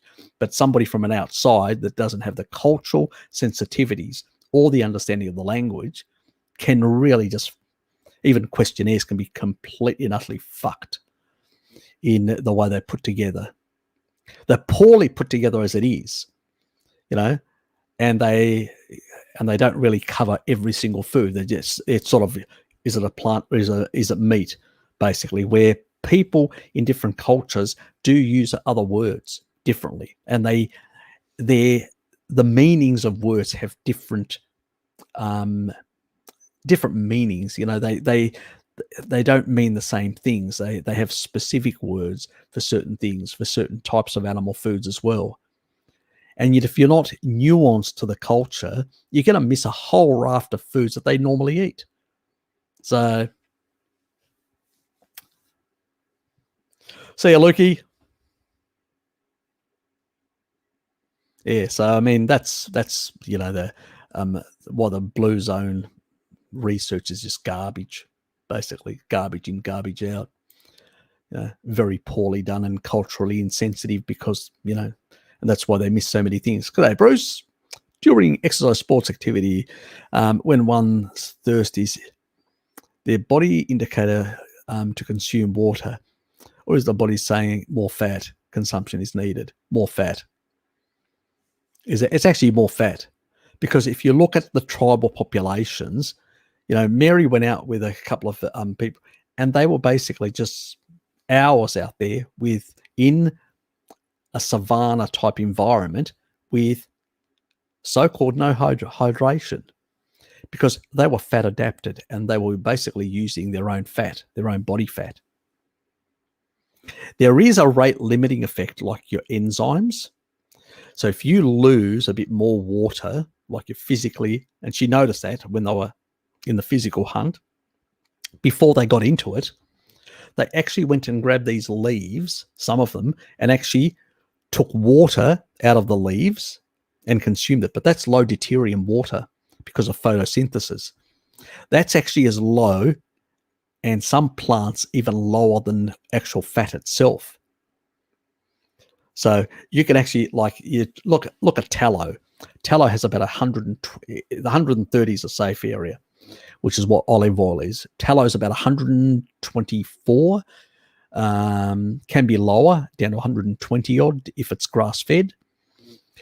Then you're looking at pork, which is about 117. It can be lower. So bacon is even lower than that. And that means with a protein itself, which protein tends to have higher deuterium, it can be down to, way below that, 110 or even lower. It's just one thing about the bacon, the composition. I don't know why. It just is. And then basically, some of these leaves and stuff like that can be much lower. So when these people consume this water, which is either equivalent or lower than fat, it's not an issue. But our tap water, unfortunately, is the same level as sugar, 155 parts per million. Very high in deuterium. So when you consume that, the body's trying to get rid of it and displace it, which basically means it's getting rid of, you're actually peeing it out. When you consume it, you're actually peeing, you're actually dehydrating yourself. So yeah, and if you overdo it, you basically just end up damaging your mitochondria in the long run. So it's not a good thing. I hardly drink water. I basically as I showed you don't dehydrate as long as you're getting enough fat. The fat is the whole thing. Whether you're getting it off your body, if you've got body fat, or whether you're consuming it, that's the key thing. You want low deuterium. Now, there are some low deuterium types of water sources, like Pellegrino is 140. I can't remember now. 138, I think it is, actually. 138, I think it is, which isn't very much higher than olive oil. It's slightly above the 130 safe mark, but at the end, your body depletes deuterium. So it's actually a safer water to probably consume. And then there's another one, I forget, another Italian sort of mineral water, which is 134, I believe. There's a video that I'm going to do and show some of these waters, and because there is metabolic water which you can deuterium depleted water you can buy from Hungary, but it's very expensive. I only recommend it with people that have got cancer and have got mitochondrial dysfunction and stuff like that. Only for those people. I don't recommend it for the general population. You probably don't need it. But there are some of these other water sources that you can occasionally use in that regard, because they're much lower in deuterium and less of a problem in that regard. So yeah, the video's coming. I just haven't got around doing it. It should be the next month that I'll be doing a deuterium one on different food sources and different beverages and stuff like that, so people can get an idea and what they can actually use. But at the end of the day, whatever fluids come in, whatever fluids, food, whatever comes in, you do want to keep the deuterium levels lower. We start as a youngster when we're born with massive mitochondrial density. And by the time we die, especially nowadays, we lose a lot of mitochondrial density because of a lot of kibble eating plants. Seed oils are very high, like seed oils are just astronomical, 255 parts per million, basically double that of sugar nearly, or the safe zone. So that's why 40% of our calories now coming from seed oils in the general population. That's where a lot of the mitochondrial damage is actually happening. Massive amounts. Too much. It's just too much deuterium, and the body cannot basically deplete fast enough. And eventually it gets into the mitochondrial, the inner membrane, where the protons sort of accumulate. So these hydrogen ions that are basically very important to basically generate energy through ATP synthase, which is that nanomotor that I talk about now and then. But if you get neutrons in there, which cannot be eliminated from the deuterium, then you're going to bust those motors. And the more you bust those motors, a lot of those, if you look at mitochondria, those folds in there, there's all these electron chains. And the more you damage those and more of those get destroyed over time. Melatonin helps, but nowadays people don't even sleep well to repair their mitochondria.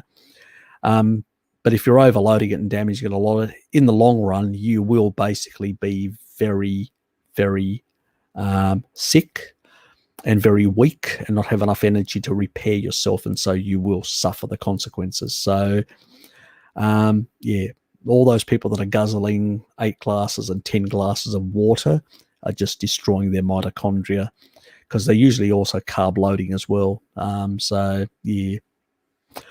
the way. Carbohydrates is the thing that actually basically makes people dehydrated. You produce only for 1 gram, you only produce 0.44 mils of water, so 44%. With fat, 10% more. So for every gram, 1.1. That's why you can't dehydrate on fat. You hydrate more than you actually create more water, and it's clean as well. It's deuterium clean, so your mitochondria work well. That's why the longest lived animals are the ones that have the lowest deuterium in their diet. Basically, there are people somewhere in Siberia that some researchers have looked where the water is very low in deuterium, and the water source that they use in their farming and their livestock consume tend to be much lower in deuterium, and they've actually found far more longevity, like pretty much everyone's a centenarian or even higher. Some people are, talking about 120, 130 or whatever. So shockingly high that some of these, but these are very scanted, remote communities that not many people know about in this part of these cold areas in Siberia. So a lot of the research has come out of Russia on deuterium, and it was only popularized by the Hungarians that also learnt about it. The ones that studied in Russia, they learnt about it. They came back to Hungary, brought that research back, and then people like Laszlo Boris, who ended up in UCLA in the US, actually brought it to the West because none of us knew about it. Were completely and utterly friggin' ignorant. And it was this research now that actually has at least one anti-cancer product, which is DDW25.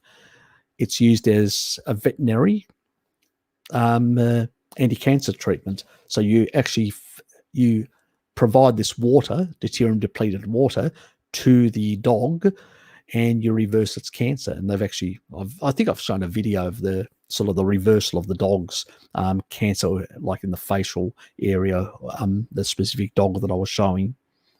So deuterium is really important, and tribal societies consume very little because they're not eating sugar, not cheating as well.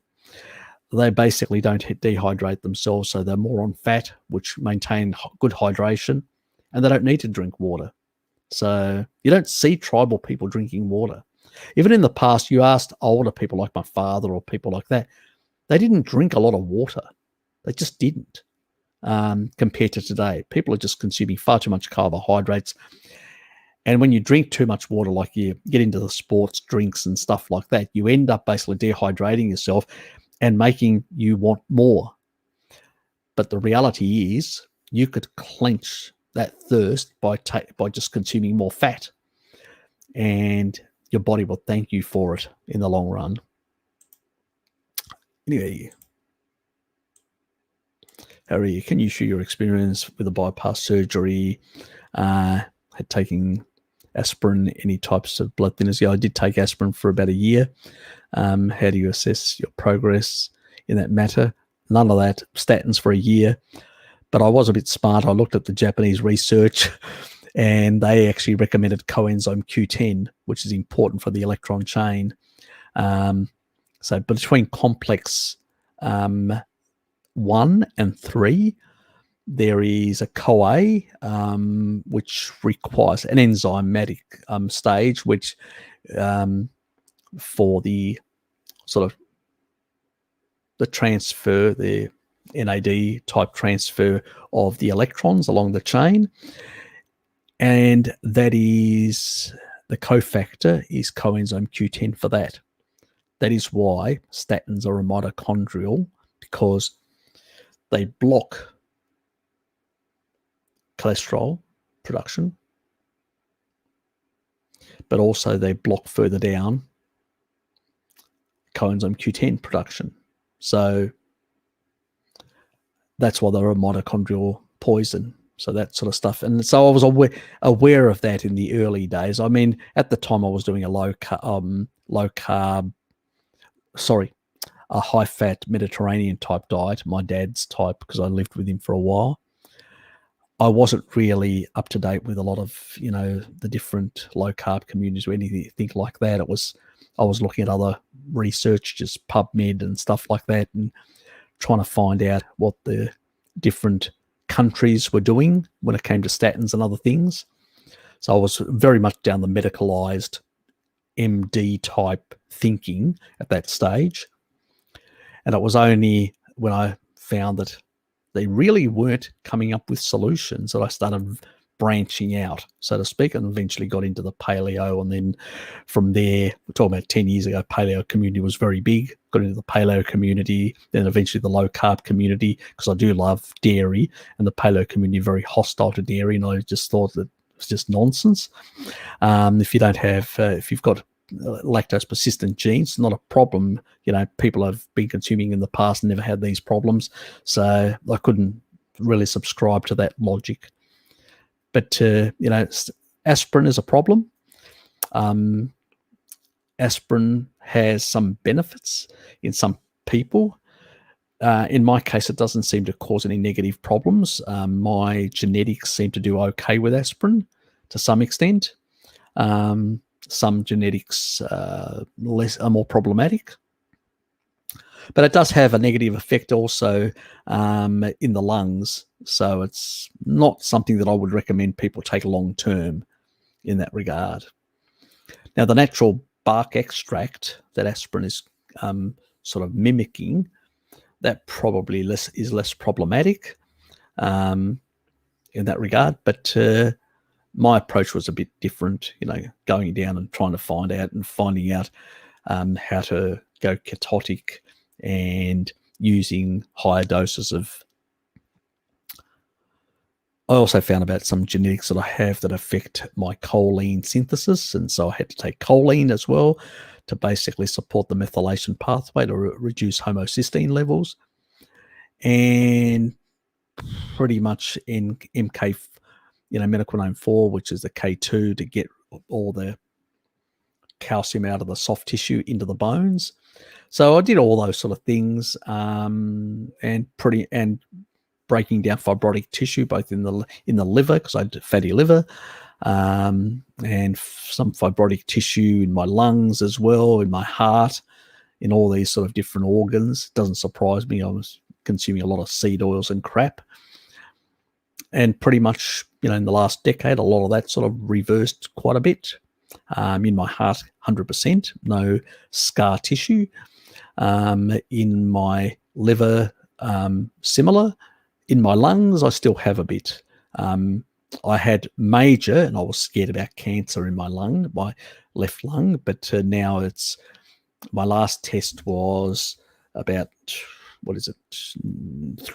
about 3 years ago, something like that. I do have a new slip that I have to go and do a new one.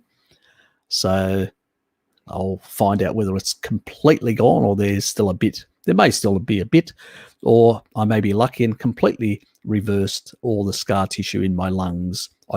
In my left lung, I don't know. But compared to how it was in the early days, where it sort of had it was like a glassing effect. It was really quite damaged.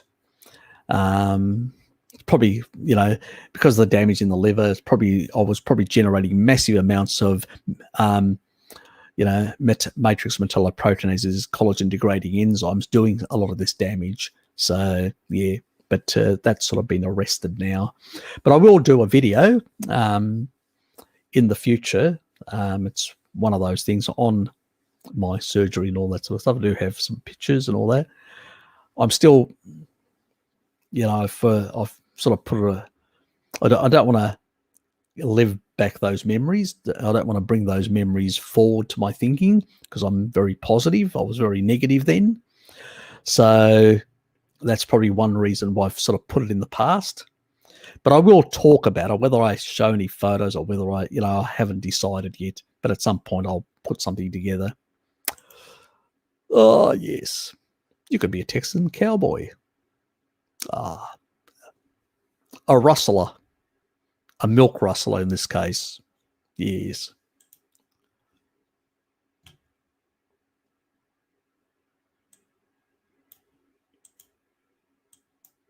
Scotty, finally can say hi. Been cleaning, making some cheese. Oh, sounds bloody good. Been listening basically the whole time through. Oh, that's fine. You did have other priorities. Cheese making is an important priority. Exactly. There you go. There'd have to be a catch. him going to Texas, it had to be a catch, raw milk. And law forbidding businesses from asking about your vaccination status. Oh, that's true as well. Yes, if I was in that sort of environment, I'd probably move to that location as well. Not having to put up with a whole lot of friggin' cockwombles.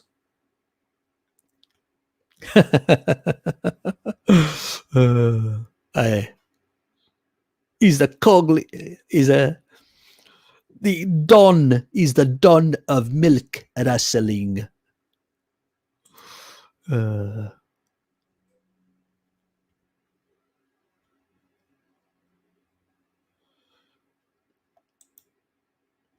Actually, I'll have to get him on again.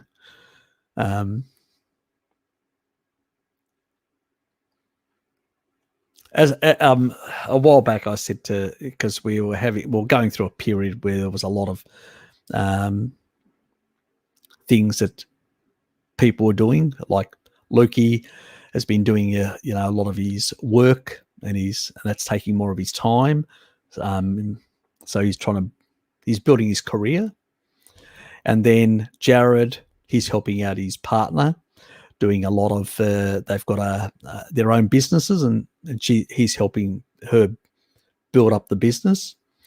So yeah, they've got they've got their lives. They've got things to do. I suspect at some point when he's got a bit of free time, he'll drop me a line and say, "Yep, I'll come on. Send me a link," and then I'll send him a link. I used to think Oz was pretty nice place to live, but we've gone absolute bonkers, particularly in Victoria. Some of the things police are doing are gruesome. Exactly. The rules make fuck all sense, basically. Nathan, yeah. At least Tassie down here, it's not too bad. We don't have any of these problems. I move around without no lockdowns, no issues. But they are talking about opening up all the borders eventually. And I suspect when that happens, we're going to start getting nonsense happening down here as well. Because once we get some incidents, there's going to be the friggin' lunatic fringe that will basically demand we lock everyone up and demand we mask everyone to the hilt. It's bloody weird. Actually, I went down to Salamanca. They gave me a mask, and it was good because I actually got a whole lot of, crap when I was eating my sausage. German mustard. Got a whole lot of crap on my hands. So the mask did come in handy. I could actually clean my hands. So useful, very useful.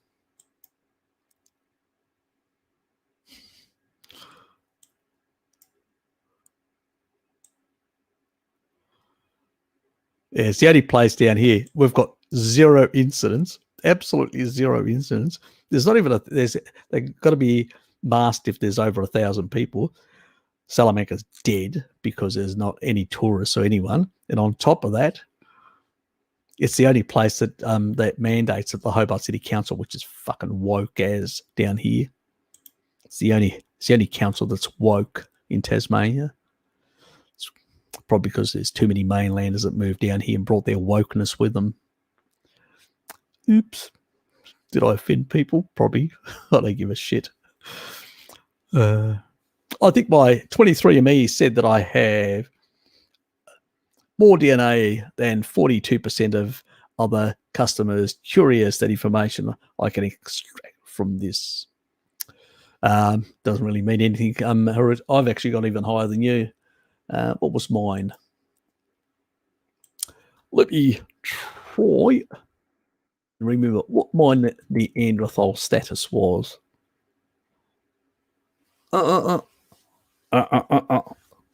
Get my animal. What the hell? Come on.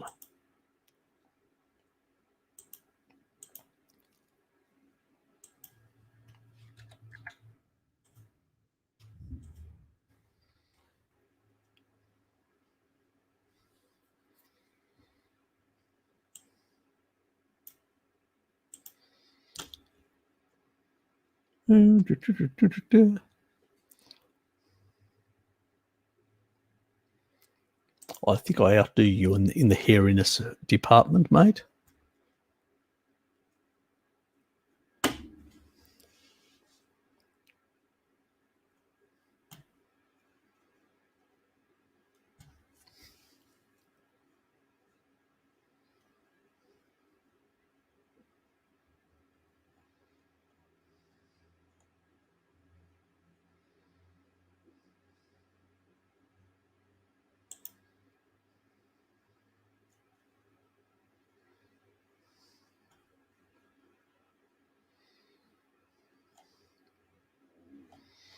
See, you've only got a 42, more than 42%.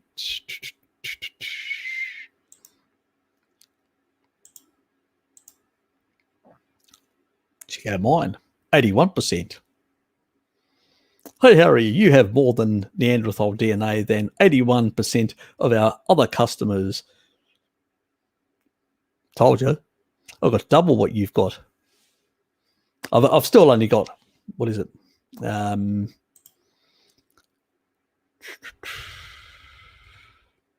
The summary.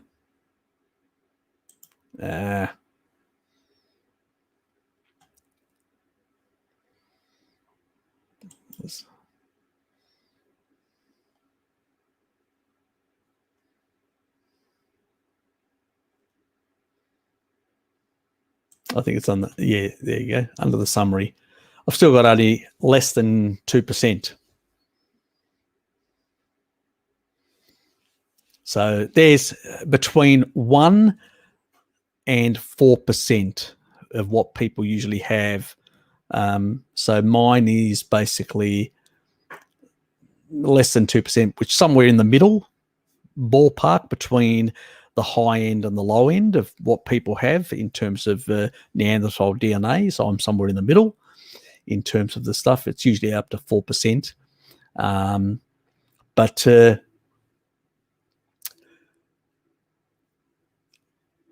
most people have less than, like 1%.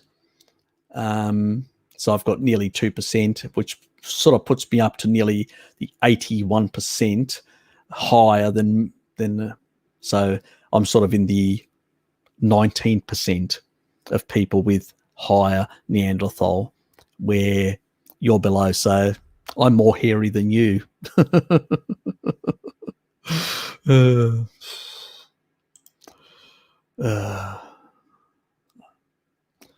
young lady that I knew years ago when I was much younger used to call me Hairy Harry. Oh, there you go. I thought I'd share that joke. I learned this week that the retinoic acid synthesis is standard for acute. Okay. Good. It's probably the body wanting to do something, which is, I suspect, a leukemia type.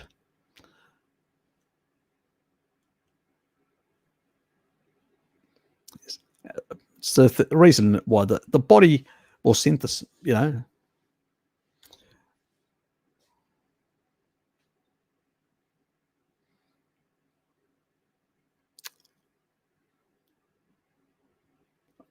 I've seen some studies that talk about utilization of retinoic acid, but it depends on the enzymes. It all comes down, Gary, to the enzymes. Some of them will be, from what I've seen, some of them will be vitamin D dominant. Some of them will be retinol dominant. So it depends on really the enzymes. The enzymes that affect cell proliferation in women's breasts, and including male breasts, and in the prostate, which is only in the males, is basically vitamin D dependent enzymes of cell proliferation and differentiation. But in some other tissue, retinol is much more important. So it depends on the tissue types in that regard. So Is liverwurst good enough? Yeah, I like it. I usually have it now and then. I don't know. I actually like regular liver. I actually do like the taste of regular liver, like lamb's liver. So I'm not the best person to ask, because I've got different taste buds, because I grew up with lamb's liver in a Greek family, because it's quite popular. So even though I neglected it after I came back here in my 20s and never did any crap, because we were told we should eat these things because they're not healthy for us. And I bought that bullshit back then, unfortunately. But yeah, I always had people try it. If it doesn't, if something else works better, like a pate or a liverwurst, go for that. Don't go for the liver if liver is sort of less palatable for you in that regard. We also use traditional methods. We use a whole lot of herbs like rosemary, oregano, stuff like that. Oregano, some people call it, and we combine that sort of stuff in making, and also put it in the fridge with milk, and it sort of takes on certain types of those sweeteners. G'day, Chris.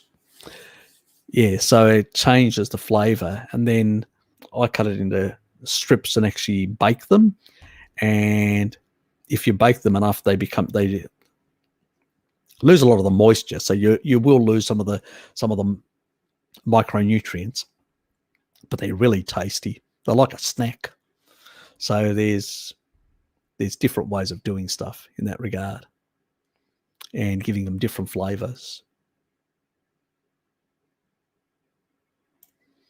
Yes, you could. I know Kitty does actually showed me yesterday actually, the brand that she bought.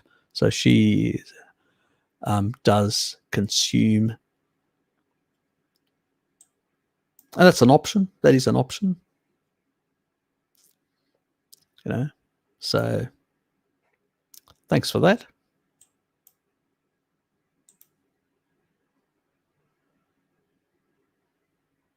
Yeah, exactly. Grass-fed liver pills. If you're going to go for those, get a good quality one.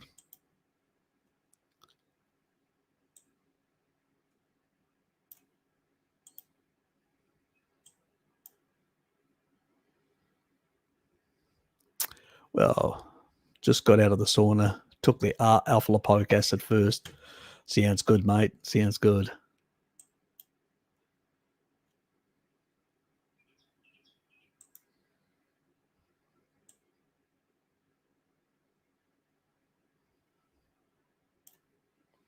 Haven't tried it. I've only tried the leaf one, and that doesn't have an aftertaste as well.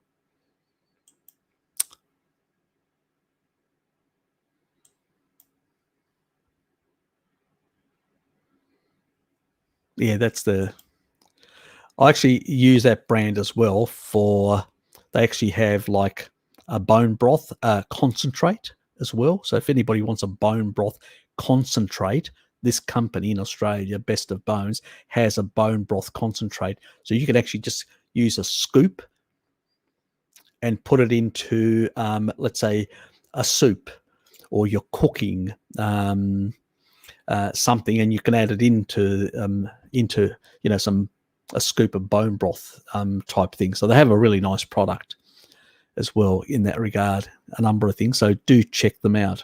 Yeah. Thank you.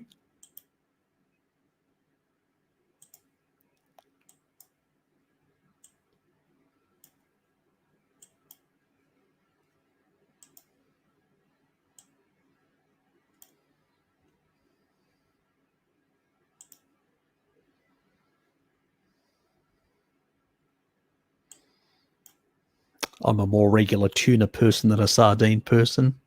It's just, yeah. I actually like tuna steaks. Love them.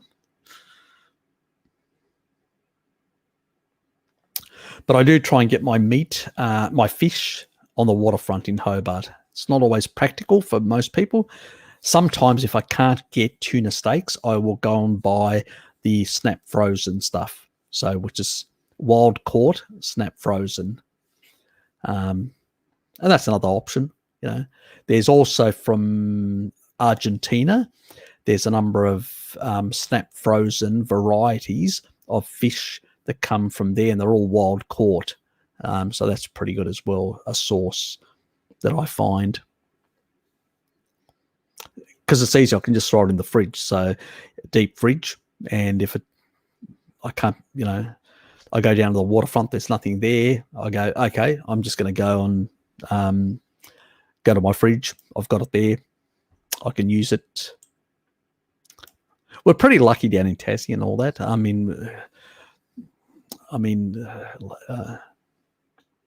I can get pretty much most things and all that.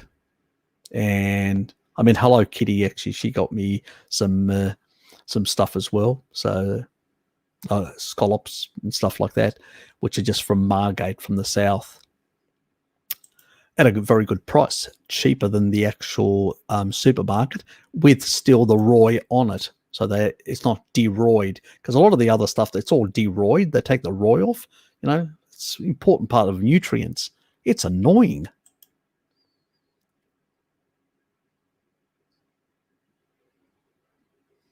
Sounds good, Chris. Good in curries.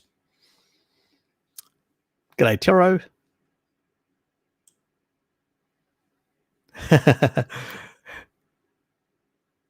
How to heal a cartographic tongue. That would cause.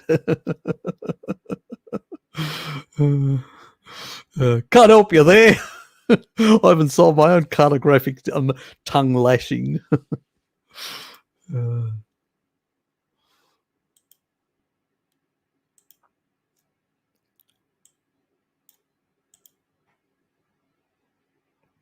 That reminds me, I've got a damn checklist thing that I have to do next week for the other guys. More documentation. Anyway, has to be done. What's the best way to make a case against green leafy oxalates? Simple. Oxalates, anti-nutrients. Simple as that, and they taste like shit.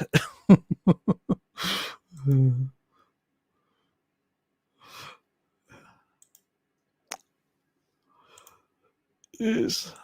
Look, he's gone.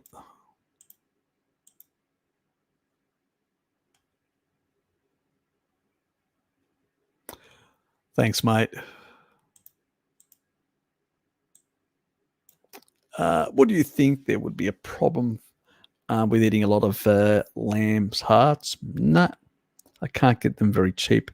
They are delicious. Nah, actually very high in coenzyme Q10 and a number of other important nutrients. So, and they usually don't have very high, like when you're looking at certain minerals or vitamins or whatever, they're not like excessive, like you may find in liver, where you can't actually consume liver on a regular basis. And no tribal society did. They used it as a sort of a supplement, small amounts, and they shared it around them to others. But lamb's hearts, you can consume quite a bit. I've in the past bought lamb's hearts, had them minced, and combined them with like 50% beef, 50% lamb hearts. In that regard, so I've done that. I've also done a combination. Dad does a combination where he does a third, like he gets a kilo of lamb, a kilo of beef, a kilo of pork. It's all minced, and you could actually add a kilo of lamb's hearts and mince all that and combine it together. So there's plenty of ways you can do things in that regard. Yeah, look, they're very cheap down here as well. You can just occasionally, because the biggest I always have to go, I call the butcher just to basically get them to put things aside, because it's really hard to get things sometimes because they just throw them out if you don't call them, so. And sometimes I'll actually call butchers to get certain types of things done in a certain way. That regard. That's the other thing I did forget. Hello, Kitty. I'll have to call for those burgers because I haven't actually organised those burgers to get fatty burgers and some fatty. I think that the other what was it? The other sausages that we got from the German shop, I think they were pretty good. They were pretty fatty. So unless you want them more fatty, I could actually call them and organise something. Let me know. Okay, so also, what do you think oxidation of ground beef is a significant? Nah, absolutely nothing. Look, when we cook, I did a video, I remember, about the polyunsaturated fats and all that in animal foods. They're on my stream. You should go and check some of my older videos that I did on PUFA about the bullshit and all that. Pretty much trace amounts. You could cook for hours and you would, like 2 hours, and you'd get trace amounts. Absolutely insignificant. Nothing to worry about. So even having it out and then cooking it, nothing. Animal foods are much more stable. The fats and all that. They had to cook the pork to even get, and we're talking about above trace levels, still lower than the oils, but they had to cook it for over 30 hours. I mean, who's going to cook something like for, I think it was 32 hours. I can't remember now. It was over 30 hours. So who's going to cook for that long? Any meat or anything. I mean, it's just, you're charring it. So obviously you're going to get, and even then it was lower than the oils. So you can imagine how bad the oils are. They are really bad.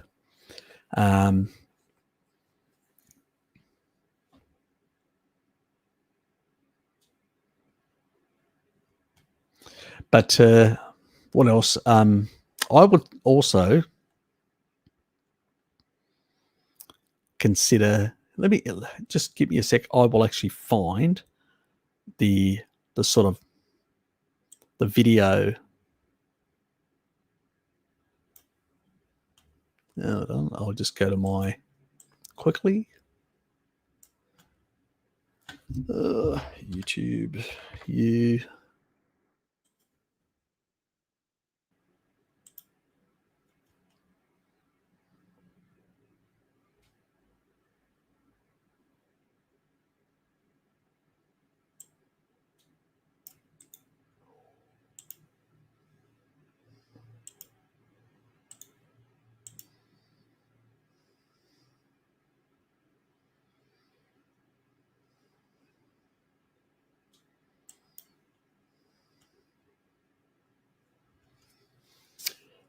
Okay.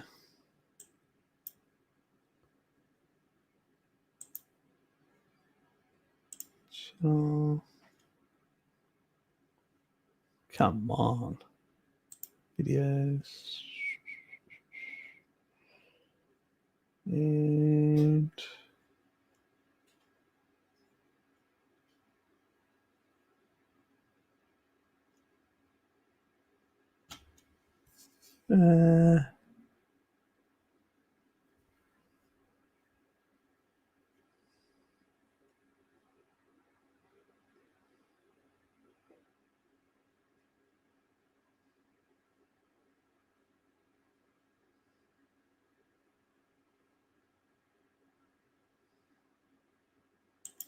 here it is. That's it. It's called, Is Cooking Animal Fats as Dangerous as Some Make It Out to Be?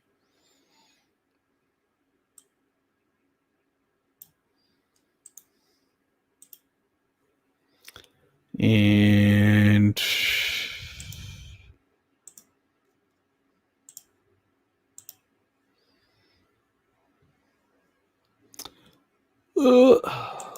that's the video there.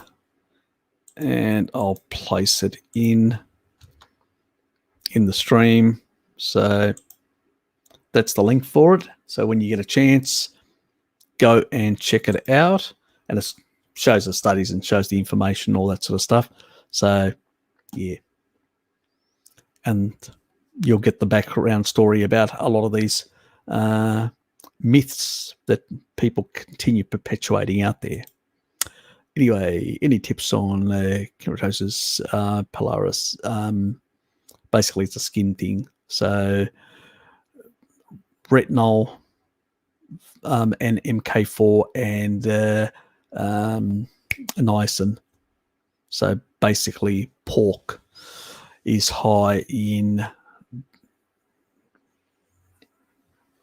but you can take a niacin supplement. 100 milligrams would help, because it basically,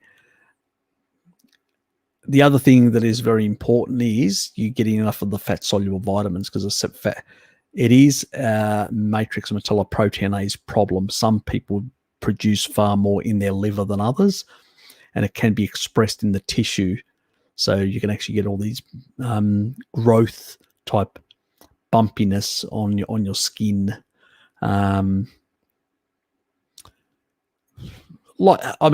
Even acne. There's another skin disease issue as well, like psoriasis and stuff like that. That also is a matrix metalloproteinase issue. Fat soluble vitamins are very important for regulating all that sort of stuff. So some people are very poor converters of carotenoids. So if you're eating muscle meat tends to have more carotenoids from the plants that the animal ate. But in the liver and in the organ meats and stuff like that, it's actually been converted. So it's actually in the retinoic form, in the animal form. And that doesn't need conversion. I don't know what your ancestry is. If it's Irish, Scottish, Irish type background, you probably have very poor beta carotene or carotenoid conversion. So you probably need to consume foods that are much richer in, like eggs have got retinol. Dairy has a bit, not a lot, but it still has more in the retinoic form, you'll find. But the big one is pretty much liver, because your ancestors would have consumed a lot of cod liver oil, so you would have downregulated your conversion pathway, so you're very poor converters. So yeah, it's mostly Irish people that usually come to me with all these skin diseases, and I usually say, well, go and get a cod liver oil, because not everyone wants to eat liver.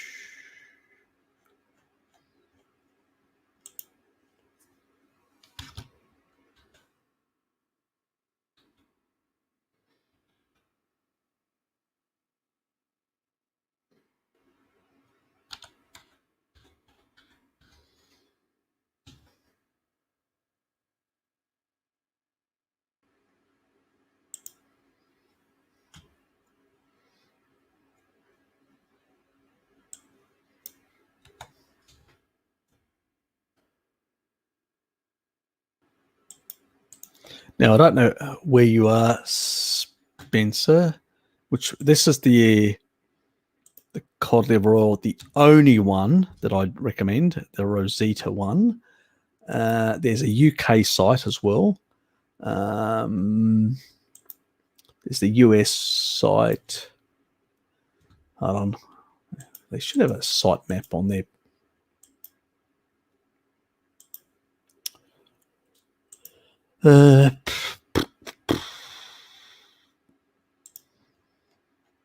Where's their international?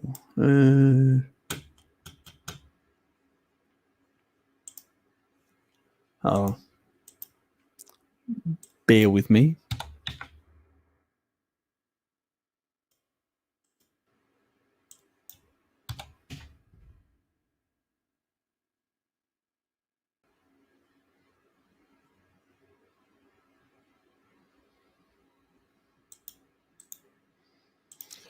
This is the international site one, so you've probably got links to the other ones. Yeah,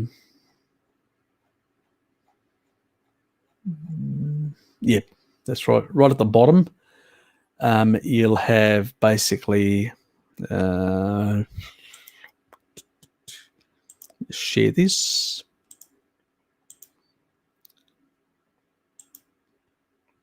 You'll actually see the UK one, the EU one, the USA, South African, the Australian, and the New Zealand one. So you've got the little, and you can go directly to the different websites, which is specific for that. So that's the international one that I put on there, the last one. And you have to scroll down nearly to the bottom. And then you basically, you can pick your country for...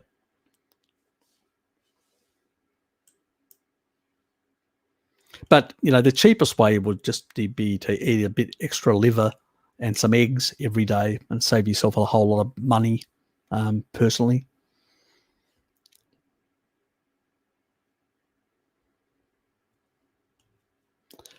More than 98. So you outdo me, Spencer. So you're definitely from the northern... You're probably from from Brittany, from the British Isles, definitely, and probably have some of the earlier genes. So you're probably Irish, Scottish background, or one of those. You probably got more Celtic. So I suspect, that explains. It's always the case. Every single person that comes to me is usually with these sort of problems.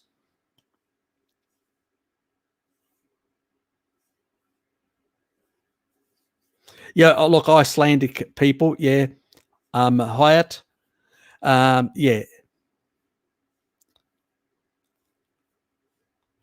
Hope I pronounced your name right. Pretty much, you guys are also... Remember, you had cod liver wars with the British Isles, so you guys consume a lot of cod liver as well traditionally. So you've got similar genetic conversion problems. So it's going to be a retinol deficiency, unfortunately. And it's like me. I've got a pathway where I cannot... See, most people can convert methionine to choline to folate. I can't do that. And so I need to support my methylation by having more choline than other people. It's genetics. My ancestors consumed high choline foods, and so this got down-regulated. And choline is very important to export fat out of the liver. Otherwise, you end up with fatty liver. Explains why I was able to very easily have fatty liver and at the same time not be pre-diabetic or anything like that. So, which was, like my blood sugar levels weren't excessively high or anything or problem, because I wasn't a sweet tooth as much. It was all the seed oils and crap like that. A lot of starchy type foods. I prefer savory foods. I'm not into really a lot of sweets. Chris as well. Yep, I'm 98 with Celtic, North German, and Scandinavian genes. Yeah, you're another one person that's basically a poor carotenoid converter. And you got to get that liver into you, boy. Yes, so it's a bit like that. My conversion rate is slightly reduced, but not much. I still can convert carotenoids, so Mediterranean genes. So you mentioned earlier accepting emails. Would you kindly provide, so I don't congest the... it's on my about page. Let me find it for you.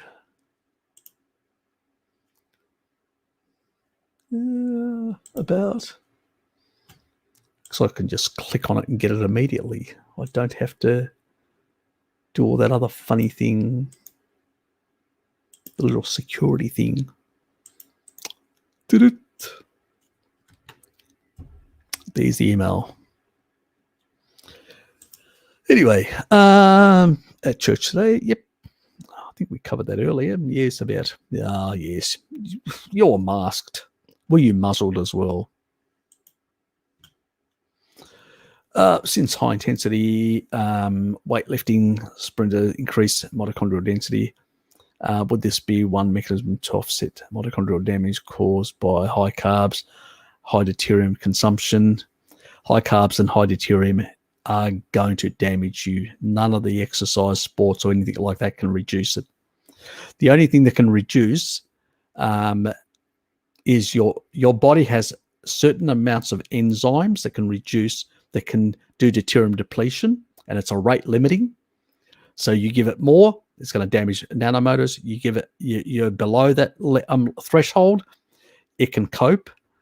And the sun can only do so much. You have to be completely naked in the sun. Every hour, you get a reduction of 19 parts per million. So if you've consumed, let's say, like a carbohydrate meal, which is 150, or drank water, which is 155, or 160, or seed oils even higher, which I suspect you're definitely not doing those, your quantity will be much higher. So automatically, you will have much more deuterium load that you can't clear, both because of the enzymatic pathways that won't allow it to happen, and you will get some damage. Over time, that will accumulate. And you'll end up like all of us that have basically done the wrong thing for a very long time and damaged our mitochondria and become weaker and weaker and less energy. I'm talking, there are methods, and I've talked about the senolytics that help clear out some of the old stuff and a few others. I am going to do some mitochondrial videos on how to repair mitochondria and stuff like that. So that they are coming. Sort of thinking next month, maybe the month after, but they are I've got a long list of things to do, so to speak. So it's a few priorities at the moment, but they're in the works. But to basically keep things simple, you just got to keep the deuterium down. If you want long life and healthy lifespan, you've got to keep the deuterium down. And you don't need carbohydrates for high intensity or anything sort of stuff. Your body can adapt over time to be able to do high intensity, but it takes much longer. That's the only problem. And for muscle protein synthesis, you don't need carbohydrates at all. I've done a video on it that covers that exact point. And leucine is the one that you need. It's leucine, not carbohydrates, not insulin. Because basically, is leucine or insulin keto protein synthesis is what I called the video. And the final part is where I cover that point. This is the video. I'll put it in so you can actually grab it and look at it, Bruce, just in case you don't want to have to go through all my playlist or the videos. And the last part is actually which is the cracks of it. If you required insulin to basically achieve muscle protein, see, insulin acts as a signaling molecule. It's not driving muscle protein synthesis, is what I'm trying to say. They were able to show that people in a fasted state, you put basically in their leucine supplementation, you get muscle protein synthesis.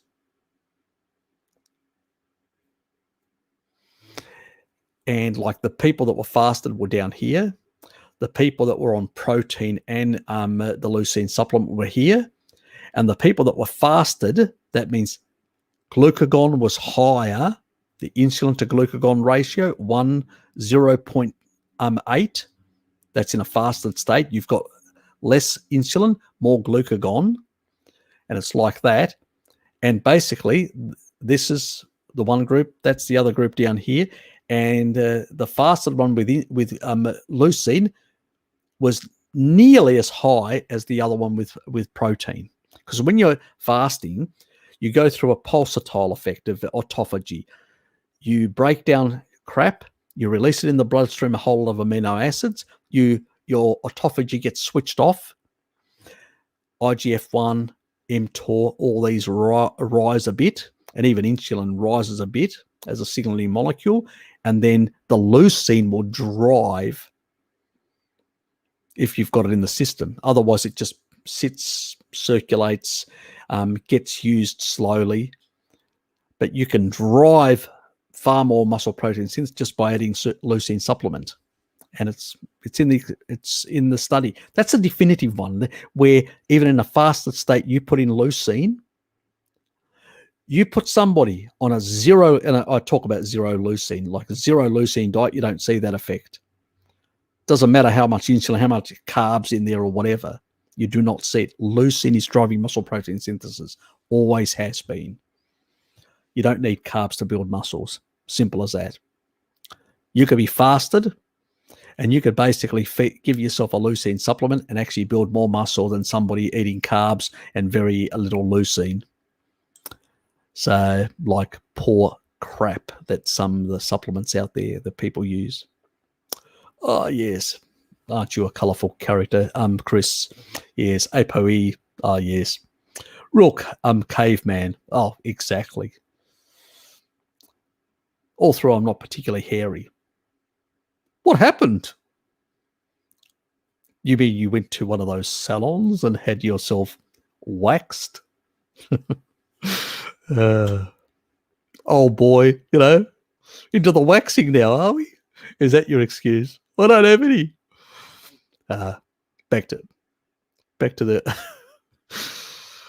anyway, back to the serious stuff.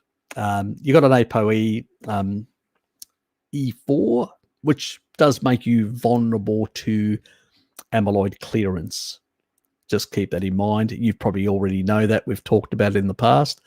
It just basically means you're one of those people that can least afford to glycate or take risks with seed oils or sugar in that regard. And you actually need to be on a much more ancestral diet to maintain much higher levels of HDL, because the HDL helps with the clearance. And if you glycate HDL or damage it in any way and reduce it in the circulation, and also a low-fat diet, actually a kibble diet does reduce HDL. It's well known within the veganerized community. And basically, yeah, you've got poor clearance then of beta amyloid over time. You're fucked. So you definitely basically need to be much stricter on a carnivore diet than the rest of us in that regard. I'm a 3-3, which is what most people are on the planet. It's what became dominant. Well, started out about 200,000 years ago in one of the interglacial periods. So, yes, the rest is history, as they say.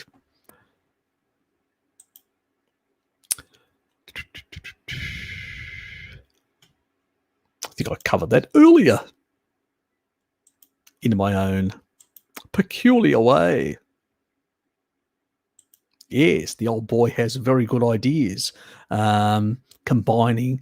And if you think about it, you're combining foods with high amounts of riboflavin, like, your beefs and stuff like that. Then your pork, you're combining large amounts of thiamine and niacin. And there is different, slightly mineral composition of all these different meats. And it's actually quite nice. Dad, when he makes the burgers, I do beg, the word is beg, for some additional ones. Because he actually just buys it, actually makes them himself, and he puts some really nice herbs and spices in there. And yes, very nice. I can tell you, Chris, really, really nice. But you can actually get your butcher to do them. I do because I'm lazy. So I just tell the butcher, just combine them all together and mix it all up. They do it. So, yeah, it costs a bit extra. But, you know, you can even, some of the butchers, you can take herbs and spices and you can ask them to mix them in, and they will.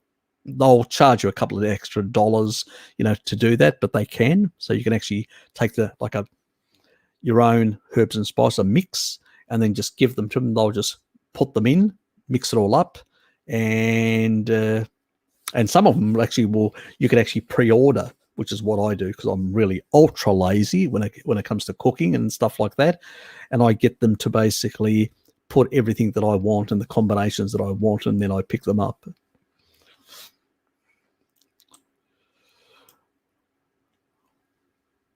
Is a bit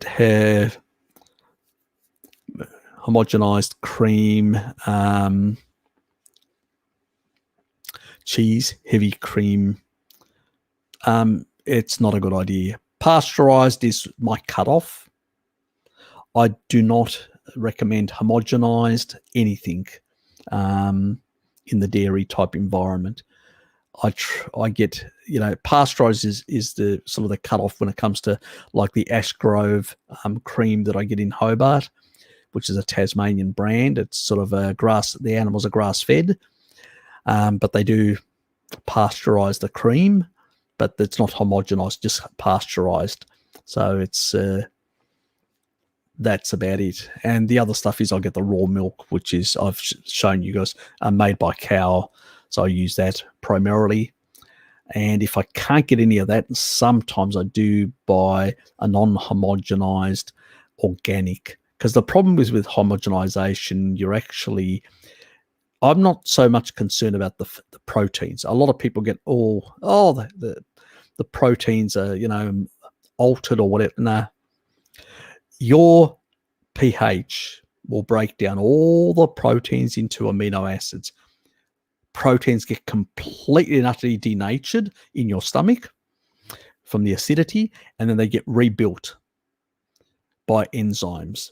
So I don't even know why people even talk about it. It's an irrelevancy, you know. And if you've got leaky gut, then you can forget about it. All proteins can be reactive. That's just pretty much irrelevant. But when it comes to the fats, on the other hand, the fats can be damaged. So that's the problem with homogenization. Now, obviously, some of the fats that are in there is not much PUFA in dairy, so it's less problematic compared to, you know, other sources of PUFA, which have been processed. But still, it's, you know, why? You know, it's best to get things that are at worst pasteurized, at best raw, is my sort of approach anyway. Yeah, so UAE BIF, that's my point on that. It's one of the points and all that. Is A1 dairy better than fake milk with, definitely. Remember the proteins, basically, even the casein protein, it will get denatured, broken down to amino acids. The only time you have problems with casein, there are some peptides and all that can get through. And it's, again, if you've got a leaky gut and stuff like that, in the past people didn't have a leaky gut, not an issue. So it all really comes back to, I usually say if people are coming off a kibble diet, they've got leaky gut, health problems and all that, I don't recommend dairy. I want first their body to be fixed, their gut permeability to be fixed, to get enough of the saturates in that will actually build up DAO, that they've got enough vitamin D to close those tight junctions. So, they've got a good microbiome, like a lot of the lactobacilluses and some of the antipathogenic type bacterial strains that are going to rebalance and improve the gut mucosal layers. that's the sort of things I do first, and also fixing the stomach and stuff like that. And once all that's sorted, then go for it. Milk's milk. Not a problem. The proteins will be denatured in the low pH.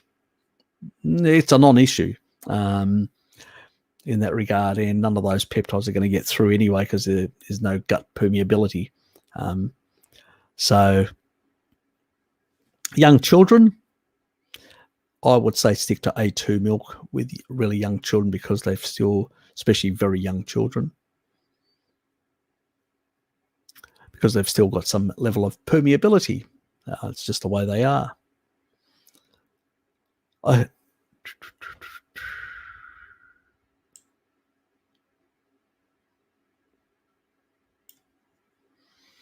if you're just having one social beverage, yes. Yeah, I think we covered that. That's the beta carotene thing. We've covered that, so we'll move on.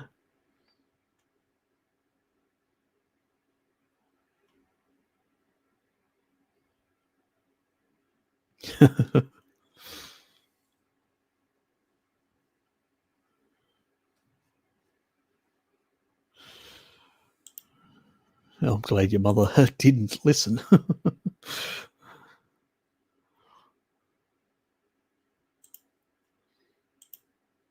And we've covered all that. You're welcome, mate.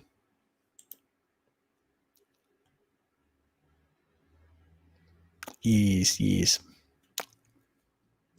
Is leucine or insulin keto to protein synthesis?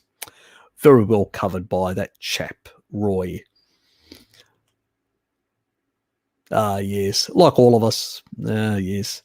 Didn't we love the kibble back then? We were in the trough continuously. I felt like a wild animal. Nose in, bum up. I'm off to buy a mincer this week. Sounds like a good idea. Stainless steel. Make sure it's a stainless steel and it's all metal. No plastic crap or whatever in. Yeah, make sure it's all metal. Better to buy a bit extra, pay a bit extra. Yep. Here's the thing. I probably should get over my laziness and start doing some of these things myself. It's easy just to hand over the money, get somebody else to do it. Yes. What do they say? More money than sense. In this case, they're probably right when it comes to me.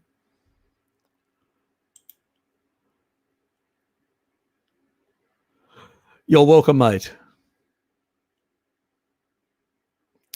You're welcome. I'm just about to end the live stream in about 2 minutes. My dear, you're late, Madeline. Why doesn't one talk about parasites? I've got rid of 2 pounds of parasites in 4 months and my MS went away magically. Yes, sounds good. Look, once you're on a species appropriate diet, your system really clears itself out. People are shocked because beneficial bacteria improve, gut mucosal layers shut down. You're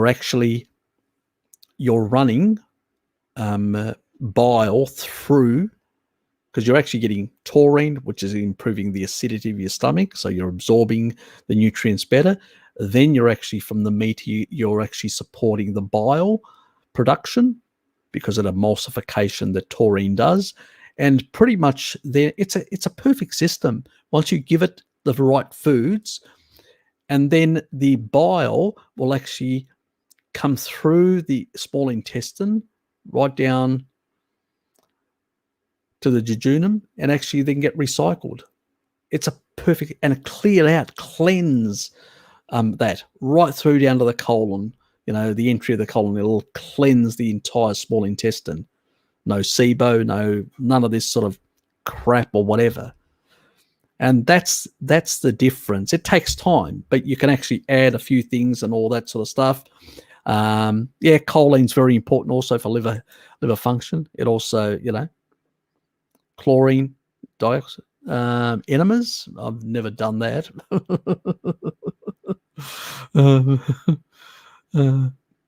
Wish I would have got it earlier, but yes, meat diet helped save me. Also with chloride dioxide enemas, 2 days, and that taurine and bile. Yep. Okay. I haven't done the enemas, so I can't really say much about the enemas. But yeah, a lot of people will recover. Some people, it can take a bit longer. I've got I get bouts now and then, like my gallstones have cleared out, but I've still got some sludge. And sometimes some people will have like thick sludge in the bile ducts that actually like accumulates. It's like a plaquing type thing. And occasionally things sort of emulsify off, come off, and are basically, be out of the blue, it'll be like months I'm fine. And then there's an incident, where things really become a bit looser and, really I'm going, okay. So I know I'm having an episode, and it usually lasts for about a day, and that's it. So I don't know how much sludge I've still got and how much to come out, but you continue. Everybody's slightly different. Some people have like larger stones and less sludge, and once they break them down and emulsify them, they'll clear out. Once they cleared out, they 100%. But we're all different in that regard.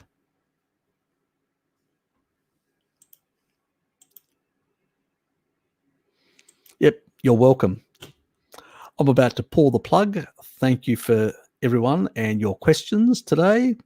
I was expecting some fallout from the other sort of issue that was brought up, but nobody turned up to actually talk about that one. But I did mention it in the early part of the video just to cover that for completeness for people. But yes, the key take-home message that I always say to people is the closer you are to an ancestral diet. I know none of us can be 100% perfect, but you will reap the benefits. Like Madeline and many others like myself, I had a lot of damage to get to in my mid-40s to 10 years ago to basically have bypass surgery. I had plenty of damage, but I used to consume a lot of seed oils, so I did a lot of damage to my body. And also I was ignorant about a lot of things. I was ignorant about my ancestral ways of eating. And as a consequence, I didn't know about all these genetic predispositions and requirements that I had for a whole lot of different animal foods. Yes, I did fall for the propaganda back in the 80s. And as a youngster in the 80s, I basically lapped it all up and went low fat. Not completely, but I did take out a lot, as much leaner meats and stuff like that. I love meat, but I was just having it leaner. And I can't believe how many years I just ate meat that was never as juicy. Fatty meat is so juicy, So, yes, I do enjoy my meats nowadays. And people should try those mincing options like that my father makes, combining pork. So pork, lamb, and beef, a third. And the other thing is he also puts either oregano or rosemary. Rosemary is really nice. Also, if you basically get like milk, you get liver, you put in the milk, and you actually infuse that milk with rosemary. The rosemary will get into the actual liver, permeate it, will give it this really nice, it'll change the taste of it. And then what you do is you cut it in small strips and you oven bake it. And you have like rosemary liver snacks. I can tell you they're quite addictive. Once you try liver like that, you'll never go back to any other form of liver. So give it a try. You may learn to love liver in a very different way. See, traditional societies, this is a Greek method of actually cooking liver. Traditional societies have other methods to make things more palatable, especially when people are eating these things on a more regular basis in that regard. Anyway, thanks guys for being here. Appreciate it. Take care, and I will see some of you people in 4 hours time for the Eurasian live stream, and the rest of you people next week. Take care and see yous. And don't forget to hit the like button as well on your way out.